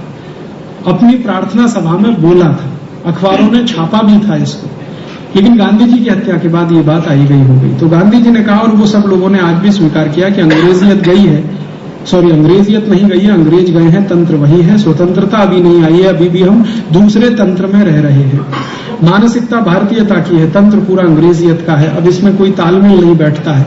इसलिए तो अब एक तो ये विकल्प है जो गांधी जी कहते थे कि कोई बड़े पैमाने पर फिर से दूसरा स्वतंत्रता संग्राम शुरू हो, उसमें कोई लोगों को फिर वही भोग देना पड़े जो गांधी जी ने कभी किया, भगत सिंह, उधम सिंह ने किया। एक तो वो रास्ता है। या तो एक तरीका दूसरा ये है कि ये भारत के साधारण लोग जिनके ऊपर ये तंत्र बैठा हुआ है, हम इनको इतना ऊंचा उठा दें, इतने ताकतवर बना दें, एक शब्द है एम्पावरमेंट, उनका इकोनॉमिक और पॉलिटिकल एम्पावरमेंट इतना कर दें कि ये खुद से उस तंत्र को पलट दें और अपनी स्वतंत्रता हासिल कर लें। दो रास्ते हैं। पहला रास्ता कोई बड़ा रिवॉल्यूशन हो भारत में, और दूसरा रास्ता कि ये साधारण लोग जो साधारण गांव में रहते हैं, उनको इतना एम्पावर कर दिया जाए कि वो अगले 10 साल, 15 साल, 20 साल या 25 साल में अपनी इस खोई हुई स्वतंत्रता को वापस हासिल कर लें। मैं मानता हूं कि ये दूसरा रास्ता है, वो शायद आसान है, प्रैक्टिकल है, तो मैंने उसी रास्ते पे चलना शुरू किया कि भारत के जो साधारण गांव में रहने वाले हजारों लाखों लोग हैं, इनको किसी तरह से एम्पावर किया जाए, इनके दुख दर्दों को कुछ कम किया जाए, इनको थोड़ा ऊपर उठाया जाए, और इनकी मदद से शायद आने वाले 20 साल में, 25 साल में हम ऐसी बात सोच सकते हैं, कल्पना कर सकते हैं, कोई ताकत खड़ी हो जाए जो इस देश की स्वतंत्रता को हासिल कर ले और तंत्र को बदल दे। भारत का जो ऊपर वाला क्लास है, जो अंग्रेजों का जैसा व्यवहार करता है, सरकार में है या सरकार के साथ में, इस क्लास से बहुत उम्मीद नहीं है कि वो कोई रिवॉल्यूशन करे। वो अपनी सुरक्षा के साथ बैठा हुआ है अपने अपने स्थानों पर।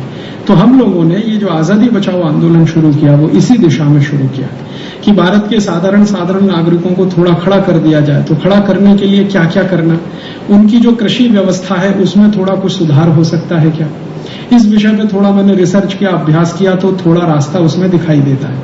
कृषि व्यवस्था में क्या सुधार हो सकता है। आज जो हमारे किसान या खेडूत काम करते हैं, उनकी सबसे बड़ी समस्या है कि खेती का लागत खर्च बढ़ रहा है और उनको जो मार्केट में प्राइस मिलना चाहिए वो नहीं मिल रहा। कॉस्ट ऑफ प्रोडक्शन तो बढ़ रहा है, लेकिन मार्केट में जो कीमत मिलनी चाहिए, दाम नहीं मिल रहे, तो वो सुसाइड कर रहे हैं। भारत के किसान कितने बड़े पैमाने पर सुसाइड करते हैं वो आप जानते हैं। तो हमने इसको रिवर्स करने की कोशिश की कि कॉस्ट ऑफ प्रोडक्शन खेती का कम हो सके, इसके लिए कुछ कर सकते हैं क्या। तो हमने कुछ एक्सपेरिमेंट किए और उसमें हम सफल हुए। हमने हिंदुस्तान के 60,000 हेक्टेयर जमीन पर कॉस्ट ऑफ प्रोडक्शन 90% कम करा लिया। 90% कम करा लिया कॉस्ट ऑफ। कैसे कम करा लिया, जो किसान यूरिया, डीएपी, सुपरफॉस्फेट इस्तेमाल करते थे, उनको हमने ट्रेनिंग दे देकर कह दिया और सिखा दिया कि यूरिया, डीएपी बंद करो, गाय का गोबर, भैंस का गोबर जो किसानों के लिए आसानी से उपलब्ध है गांव में, उसका इस्तेमाल करो। तो पहले उनके मन में डर था कि इससे प्रोडक्टिविटी कम होगी, फर्टिलिटी कम होगी। हमने कुछ एक्सपेरिमेंट के लिए मॉडल गांव बनाए जहां पर पहले ये करके दिखाए। वो मॉडल गांव ने उनको कॉन्फिडेंस दे दिया, और हमने जब ये मॉडल गांव बनाए तो उसमें सिद्ध हो गया कि ना तो प्रोडक्टिविटी कम होती है, ना फर्टिलिटी कम होती है।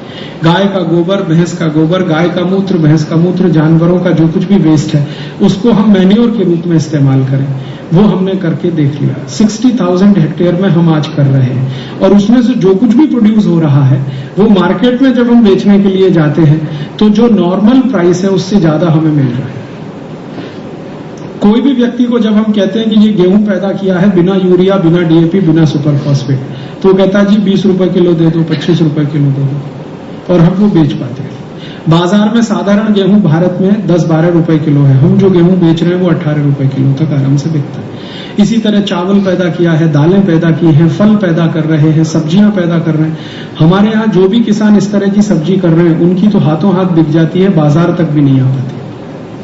हमने देख लिया है कि इसको बड़े पैमाने पर कर सकते हैं, तो इसके लिए हमने ट्रेनिंग सेंटर शुरू किए हैं गांव-गांव में किसानों के। 118 गांव में अभी हमारे ऐसे ट्रेनिंग सेंटर चल रहे हैं। वहां हम किसानों को ट्रेनिंग देते हैं, वो फिर गांव-गांव जाके दूसरों को ट्रेनिंग देना शुरू करते हैं। इससे हम मानते हैं कि उनका कॉस्ट ऑफ प्रोडक्शन कुछ कम हो सकता है, और जितना कॉस्ट ऑफ प्रोडक्शन कम होगा उतना ही उनका इनकम बढ़ जाएगा। दूसरा, हमने उनका एम्पावरमेंट हो इसके लिए एक काम और शुरू किया है कि हमारे दैनिक जीवन में काम आने वाली छोटी छोटी बहुत सारी चीजें हैं, साबुन है, मंजन है, वॉशिंग पाउडर है, डिटर्जेंट पाउडर है, शैम्पू है, टूथ पाउडर है, टूथपेस्ट है, ये सब जीरो टेक्नोलॉजी के आइटम है, इनको बनाना कोई मुश्किल काम नहीं। तो हमने वो ट्रेनिंग देना शुरू किया गांव-गांव, और आज वो ट्रेनिंग देकर 55 से ज्यादा प्रोडक्ट्स हैं जो इन गांव में हम बनवाते हैं और बहुत आसानी से देश में बिक जाते हैं। हम शैम्पू बनाते हैं और हमारे शैम्पू का जो बेस है वो भारत के बाजार में बिकने वाले विदेशी कंपनियों के शैम्पू बेस से बिल्कुल अलग है। विदेशी कंपनियां जो शैम्पू बनाती हैं वो सोडियम लॉरेल सल्फेट से बनाते हैं, हम जो शैम्पू बनाते हैं वो आंवला रीठा शिकाकाई से बनाते हैं। विदेशी कंपनियां सोडियम लॉरेल सल्फेट इस्तेमाल करती हैं, हम उसकी जगह गाय के मूत्र का इस्तेमाल करते हैं। और गोमूत्र बेस करके जो शैम्पू हमने बनाया है वो भारत के बहुत आसानी से बिकने वाले शैम्पू में है। क्वालिटी उसकी इतनी अच्छी है कि आप उसका इस्तेमाल करें तो बाल झड़ना कम होते हैं। सबसे पहले तो पानी बहुत कम खर्च होता है, और जो बाल धोने के बाद पानी निकलता है वो खेत में 1 पैसे का भी नुकसान नहीं करता है।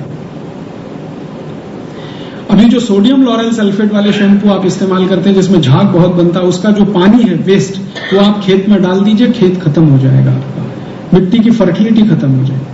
लेकिन जो गाय के मूत्र का या आंवला रीठा शिकाकाई के बेस का शैम्पू है वो ना तो खेत की मिट्टी को खराब करता है ना पानी को खराब करता है। आप जानते हैं पानी में करोड़ों माइक्रोब्स होते हैं छोटे छोटे, और ये केमिकल सोडियम लॉरेल सल्फेट सबसे ज्यादा उनको मार देता है, और पानी के माइक्रोब्स मरे तो पानी खत्म हो जाता है। हमारे किसी भी ऐसे प्रोडक्ट से 1 पैसे का भी कोई माइक्रोब की हत्या नहीं होती, इसलिए हम उसको अहिंसक शैम्पू करके पूरे भारत में मार्केट करते हैं और बहुत आसानी से वो बिक जाता है। हमारी स्थिति आज ये है कि जितना हम बनाते हैं सब खत्म हो जाता है। हम नए नए सेंटर बढ़ाते जा रहे हैं, फिर भी डिमांड बढ़ती जा रही है, क्योंकि भारत के लोगों में भी अब ये चेतना आ रही है कि उनको ऑर्गेनिक चीजें चाहिए। ऐसे ही हमने साबुन बनाने शुरू किए हैं गांव-गांव में। आप में से चाहें तो कुछ लोगों को मैं सैंपल उपलब्ध करा दूंगा। नारियल का तेल इस्तेमाल करके दुनिया में सबसे पहला साबुन हमने बनवाया है, और छोटे छोटे गांव में बनवाया। कोई भी कंपनी पूरे दुनिया में नारियल के तेल का साबुन नहीं बनाती, हम बनाते हैं। और क्यों बनाते हैं नारियल के तेल का? क्योंकि नारियल का तेल भारत में सबसे बड़े पैमाने पे पैदा होता है। दूसरे नंबर पर तिल का तेल। अगर हम हमारे देश का रॉ मटेरियल इस्तेमाल नहीं करेंगे तो दूसरे से कैसे अपेक्षा करेंगे कि वो इस्तेमाल करें? हम चाहें तो वो साबुन पामोलिन ऑयल से बना सकते हैं, लेकिन हम नहीं बनाते क्योंकि वो इम्पोर्ट करना पड़ता है। हम नारियल के तेल का बनाते हैं। नारियल के तेल का साबुन हम 85% TFM का बनाते हैं, और वो साबुन भारत में बड़े आराम से 15 रुपए का 150 ग्राम बिक जाता है, जबकि उसी क्वालिटी का विदेशी कंपनी का साबुन 45 रुपए का 100 ग्राम मिलता है, डव, जिसमें वो पामोलिन ऑयल इस्तेमाल करते हैं, नारियल तेल भी कभी नहीं डालते। तो ऐसे छोटे छोटे सामान हमने वॉशिंग पाउडर अभी डेवलप किया है, और वो वॉशिंग पाउडर में हम चैलेंज करते हैं दुनिया की हर कंपनी को। हमने टेस्ट भी करा लिए सभी लेबोरेटरी में कि हमारे वॉशिंग पाउडर से धुले हुए कपड़े का पानी आप खेत में कहीं भी डाल दो और उस मिट्टी को फिर चेक करा लो, उस मिट्टी में 1% भी गिरावट नहीं आएगी। क्यों? हम किसी भी शैम्पू में केमिकल्स इस्तेमाल सबसे कम कर रहे हैं, फिर भी शैम्पू बना रहे हैं, और शैम्पू इस क्वालिटी का है कि आप वॉशिंग मशीन में भी इस्तेमाल करें। और ऐसे ऐसे छोटे छोटे कई प्रोडक्ट्स हमने डेवलप किए हैं। विदेशी कंपनियां जो एरियल नाम का वॉशिंग पाउडर 180 रुपए की, हमारा जो वॉशिंग पाउडर है इस क्वालिटी का जो मैं आपसे कह रहा हूं वो 35 से 40 रुपए की। ऐसे ही हमने ग्लिसरीन का जो साबुन आता है ना, पियर्स 20 रुपए का, वो साबुन हमने डेवलप किया है मात्र 6.5-7 रुपए का। हम मॉस्किटो रेपेलेंट बनाते हैं गोमूत्र से, और गोमूत्र के मॉस्किटो रेपेलेंट के बारे में जितने भी हिंदुस्तान में टॉक्सिकोलॉजिकल रिसर्च इंस्टीट्यूट है सबको हमने भेज के दिखाया। उन्होंने कहा इससे ज्यादा सेफ मॉस्किटो रेपेलेंट हो नहीं सकता। और गाय के गोबर से हमने मच्छर अगरबत्ती बनाई है। वो एक कछुआ छाप मच्छर अगरबत्ती आपने देखा, वो तो एल्ड्रिन से बनती है। एल्ड्रिन दुनिया का सबसे खतरनाक जहर है, लेकिन हमने गाय के गोबर से मच्छर अगरबत्ती बनाई है, धूप बत्ती बनाई है, अगरबत्ती बनाई है। गाय के गोबर से हम ऐसे 35 प्रोडक्ट बनाते हैं। गोमूत्र से औषधियां बनाते हैं। एक हमने आई ड्रॉप बनाया है गाय के मूत्र से, वो कैटरेक्ट रिमूव कर देता है बिना किसी ऑपरेशन के। कैटरेक्ट का दुनिया में एक ही ट्रीटमेंट है, ऑपरेशन। हम गोमूत्र से एक बनाया है वो आप इस्तेमाल करें तो 3 महीने के बाद आपको जरूरत नहीं पड़े ऑपरेशन की। और गवर्नमेंट ऑफ इंडिया ने हमको मेडिसिन के रूप में उसकी मान्यता दे दी है। थोड़ा हमें उनसे झगड़ा करना पड़ा क्योंकि गवर्नमेंट ऑफ इंडिया गोमूत्र को मेडिसिन मानने को तैयार नहीं थी, लेकिन गवर्नमेंट ऑफ इंडिया को कन्विंस कराने के लिए हमें अमेरिकन पेटेंट का सहारा लेना पड़ा, क्योंकि अमेरिका ने 2002 में गाय मूत्र को पेटेंट ले लिया था। तब गवर्नमेंट ऑफ इंडिया कन्विंस हुई कि हाँ ये मेडिसिन है। तो इस तरह की कुछ कोशिश हमने की और इस पूरी कोशिश में ध्यान हमने ये रखा है कि ऐसी चीजों का इस्तेमाल करें जो गांव में आसानी से उपलब्ध है। हर एक गांव में ये छोटे छोटे स्तर पे हमने ये 118 गांवों में शुरू किया है। कल्पना है कि कोई दिन 200 गांव में हो, 500 में हो, 1000 में हो, 2000 में हो। जैसे जैसे बढ़ता जाएगा वैसे वैसे ये ताकत बढ़ेगी और यही ताकत एक दिन भारत को हो सकता है दूसरी आजादी की लड़ाई लड़ने के लिए क्षमता पैदा करेगी और ये लोग लड़कर अपनी स्वतंत्रता हासिल कर लेंगे। क्योंकि एक बार इनका आर्थिक स्थिति अच्छी हो गई तो वो राजनीतिक ताकत तो अपने आप ले लेंगे, क्योंकि आर्थिक शक्ति में से ही राजनीतिक शक्ति निकलती है और राजनीतिक शक्ति निकलने के बाद फिर संस्कृति और सभ्यता की रक्षा भी हो सकती है। जब तक आर्थिक रूप से वो कमजोर है तब तक आप उनसे कुछ अपेक्षा नहीं करते। और चलते चलते एक आखिरी बात कि इन्हीं गांवों को स्वावलंबी बनाने के लिए हमने गांधी जी जैसा एक्सपेरिमेंट शुरू किया है। गांव गांव में हम चरखे देते हैं, वो चरखा चलाते हैं, उसमें से सूत निकलता है। हमारे चरखे का 8 घंटे कोई भी काम कर ले साधारण से साधारण व्यक्ति तो उसको 70 से 80 रुपए आराम से मिल जाता है और एक चरखे से 5 आदमी को रोजगार मिलता है, रोज का 70 से 80 रुपए। ऐसे कुछ हजार चरखे हम भारत में चलवा रहे हैं 118 गांव में। हमारी कोशिश है कि इनकी संख्या बढ़ती जाए। उसमें से बनाया हुआ सूत, उससे खादी हम बनाते हैं, वो खादी भारत में कई स्थानों पर उपलब्ध है। मैं यहाँ लाया हूँ सैंपल के रूप में, वो आप चाहेंगे तो पीछे देख सकते हैं। और हमने 167 खादी की डिजाइनें डेवलप की हैं, हाथ से बनाई हुई, हाथ से काती हुई। और उसमें जो कलर हम इस्तेमाल करते हैं वो बाहर से नहीं डालते, नेचुरल कलर का कॉटन हमने डेवलप किया है और ऑर्गेनिक कलर्स इस्तेमाल किए हैं। तो ऐसी कुछ कोशिश हम थोड़े थोड़े स्तर पे कर रहे हैं। यही कोशिश अगर बहुत बड़े पैमाने पर हो जाए, हम भारत के कुछ स्थानों पे कर रहे हैं, आप जैसे लोगों के मन में अगर ये बात बैठ जाए और आपकी मदद से ये और स्थानों पर हो जाए, ये मल्टीप्लिकेशन होता चला जाए, तो थोड़े दिन में ये एक बहुत बड़ा कैंपेन हो सकता है। जैसा आजादी लाने के लिए ये कैंपेन चला था, वैसे ये कैंपेन आजादी बचाने के लिए चल सकता है। और शायद इस कैंपेन की ताकत से हम भारत को स्वावलंबी स्वयंपूर्ण देश बना सकते हैं और वो गौरव फिर हासिल करवा सकते हैं जो भूतकाल में था। भूतकाल में अगर था तो भविष्य में भी हो सकता है, अगर वर्तमान उसका ठीक कर सके। तो इस विश्वास के साथ आपका आभार, बहुत धन्यवाद।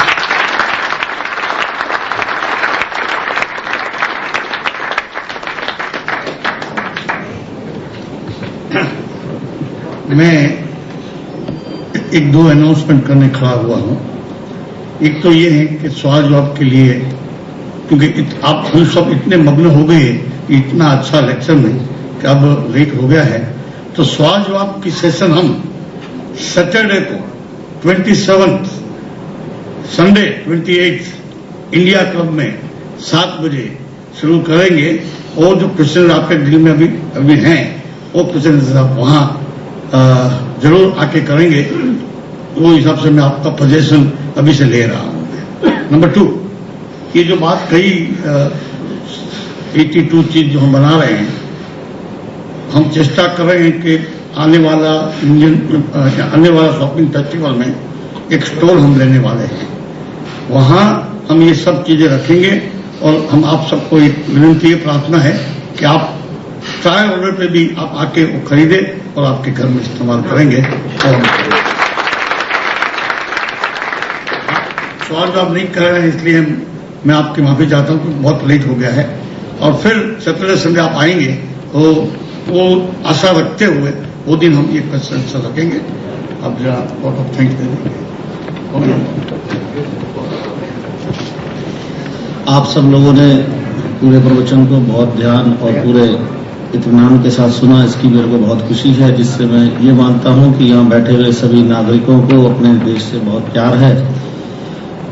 और मैं समझता हूं कि वो इस बात को ऊपर जरूर मनन करेंगे कि जो राजीव भाई ने कहा है उसकी अंदर कहाँ तक वो क्या सोचते हैं, उनके मन में क्या विचार आते हैं। और मैं आप सबका बहुत बहुत धन्यवाद करता हूं कि आपने इतना समय दिया। आप सबसे प्रार्थना है कि चाय और नाश्ते का प्रबंध है, आप उसको अवश्य लीजिए। और जहां तक डॉक्यूमेंट्स का प्रश्न है, अगर आप लोग चाहेंगे तो हम डॉक्यूमेंट्स अभी दिखा सकते हैं, क्योंकि समय 9 बजे तक का था। माफी चाहता हूं, 9:40-35 हो गए हैं, तो डॉक्यूमेंट्स समय की कोई दिक्कत नहीं जी, समय की कोई प्रॉब्लम नहीं, चाहे 12 बजे हमारा वचन था इसलिए, क्योंकि समय की दिक्कत नहीं है, इतना समय कहाँ मिलेगा, इतना बढ़िया। तो जैसा आप चाहें, अगर डॉक्यूमेंट्स या प्रश्न उत्तर जैसे देखना भाई ने ऑलरेडी बताया है, तो कुछ डॉक्यूमेंट्स चाहें तो व्यवस्था कर देते हैं, अभी हो जाएगी। तब तक आप चाय पीने लीजिए, तब तक हम स्क्रीन कर लेंगे। और इनके प्रवचन खाली एक सब्जेक्ट पे नहीं है, जैसा आप लोग जानते हैं, कम से कम 17 से 18 सब्जेक्ट हैं, जिसमें शिक्षा का क्षेत्र है, टेक्नोलॉजी का क्षेत्र है, मेडिकल साइंस है, हिस्ट्री है, पॉलिटिकल साइंस है, WTO, वर्ल्ड बैंक और स्विस बैंक का मसला। स्विस बैंकों में, जैसा आपको मालूम है कि नहीं मुझे पता नहीं, 1000 बिलियन, 1000 बिलियन, मिलियन नहीं, billion billion billion, 1000 billion Bharat के भ्रष्ट नेताओं का जो पैसा उसमें पड़ा है, उसको वापस लाने का एक तरीका 2-3 है। उस पर भी हम चर्चा करेंगे। आने वाले जो 2 हमने बताए हैं, 27 और 28, वो हमारे भ्रष्ट राजनेताओं का हमारे देश के लूट के सन 47 के बाद जो उन्होंने जमा किया। 47 से पहले की लूट तो आपने सुन ली, 47 के बाद की लूट जो हुई है और कैसे हुई है और वो कितना पैसा है और उसको वापस लाने का तरीका क्या है, वो हम उस दिन जरूर राजीव भाई से अनुरोध करेंगे, बताएं। और मैं आपसे प्रार्थना करता हूं कि आप नाश्ता चलें, तब तक हम ये स्लाइड की व्यवस्था कर देते हैं। तो जो अगर जाना चाहें तो मैं उन्हें रोकूंगा नहीं, और जो बैठे उनका बहुत स्वागत है। नमस्कार। सीडी हमने कुछ जरूर बनाई है व्याख्यान की, और वो मात्र लागत मूल्य 10 दिरहम में उपलब्ध है। मेरे काउंटर पे 2 सज्जन बैठे, आप उनसे ले लें। और मैं ये भी चाहता हूं कि अपना नाम और ईमेल एड्रेस जरा दे पाएं, तो अगर कुछ और इस संबंध में जानकारी होगी तो हम उनको ईमेल से या तो फैक्स से या तो फोन से जानकारी दे सकेंगे, तो वहां से आप ले सकते हैं। और एक कार्ड, यदि आपके पास विजिटिंग कार्ड है तो एक वहां पे बक्सा रखा है, उसके अंदर वो कार्ड अवश्य डाल दें, आपसे संपर्क कर सकें। नमस्कार।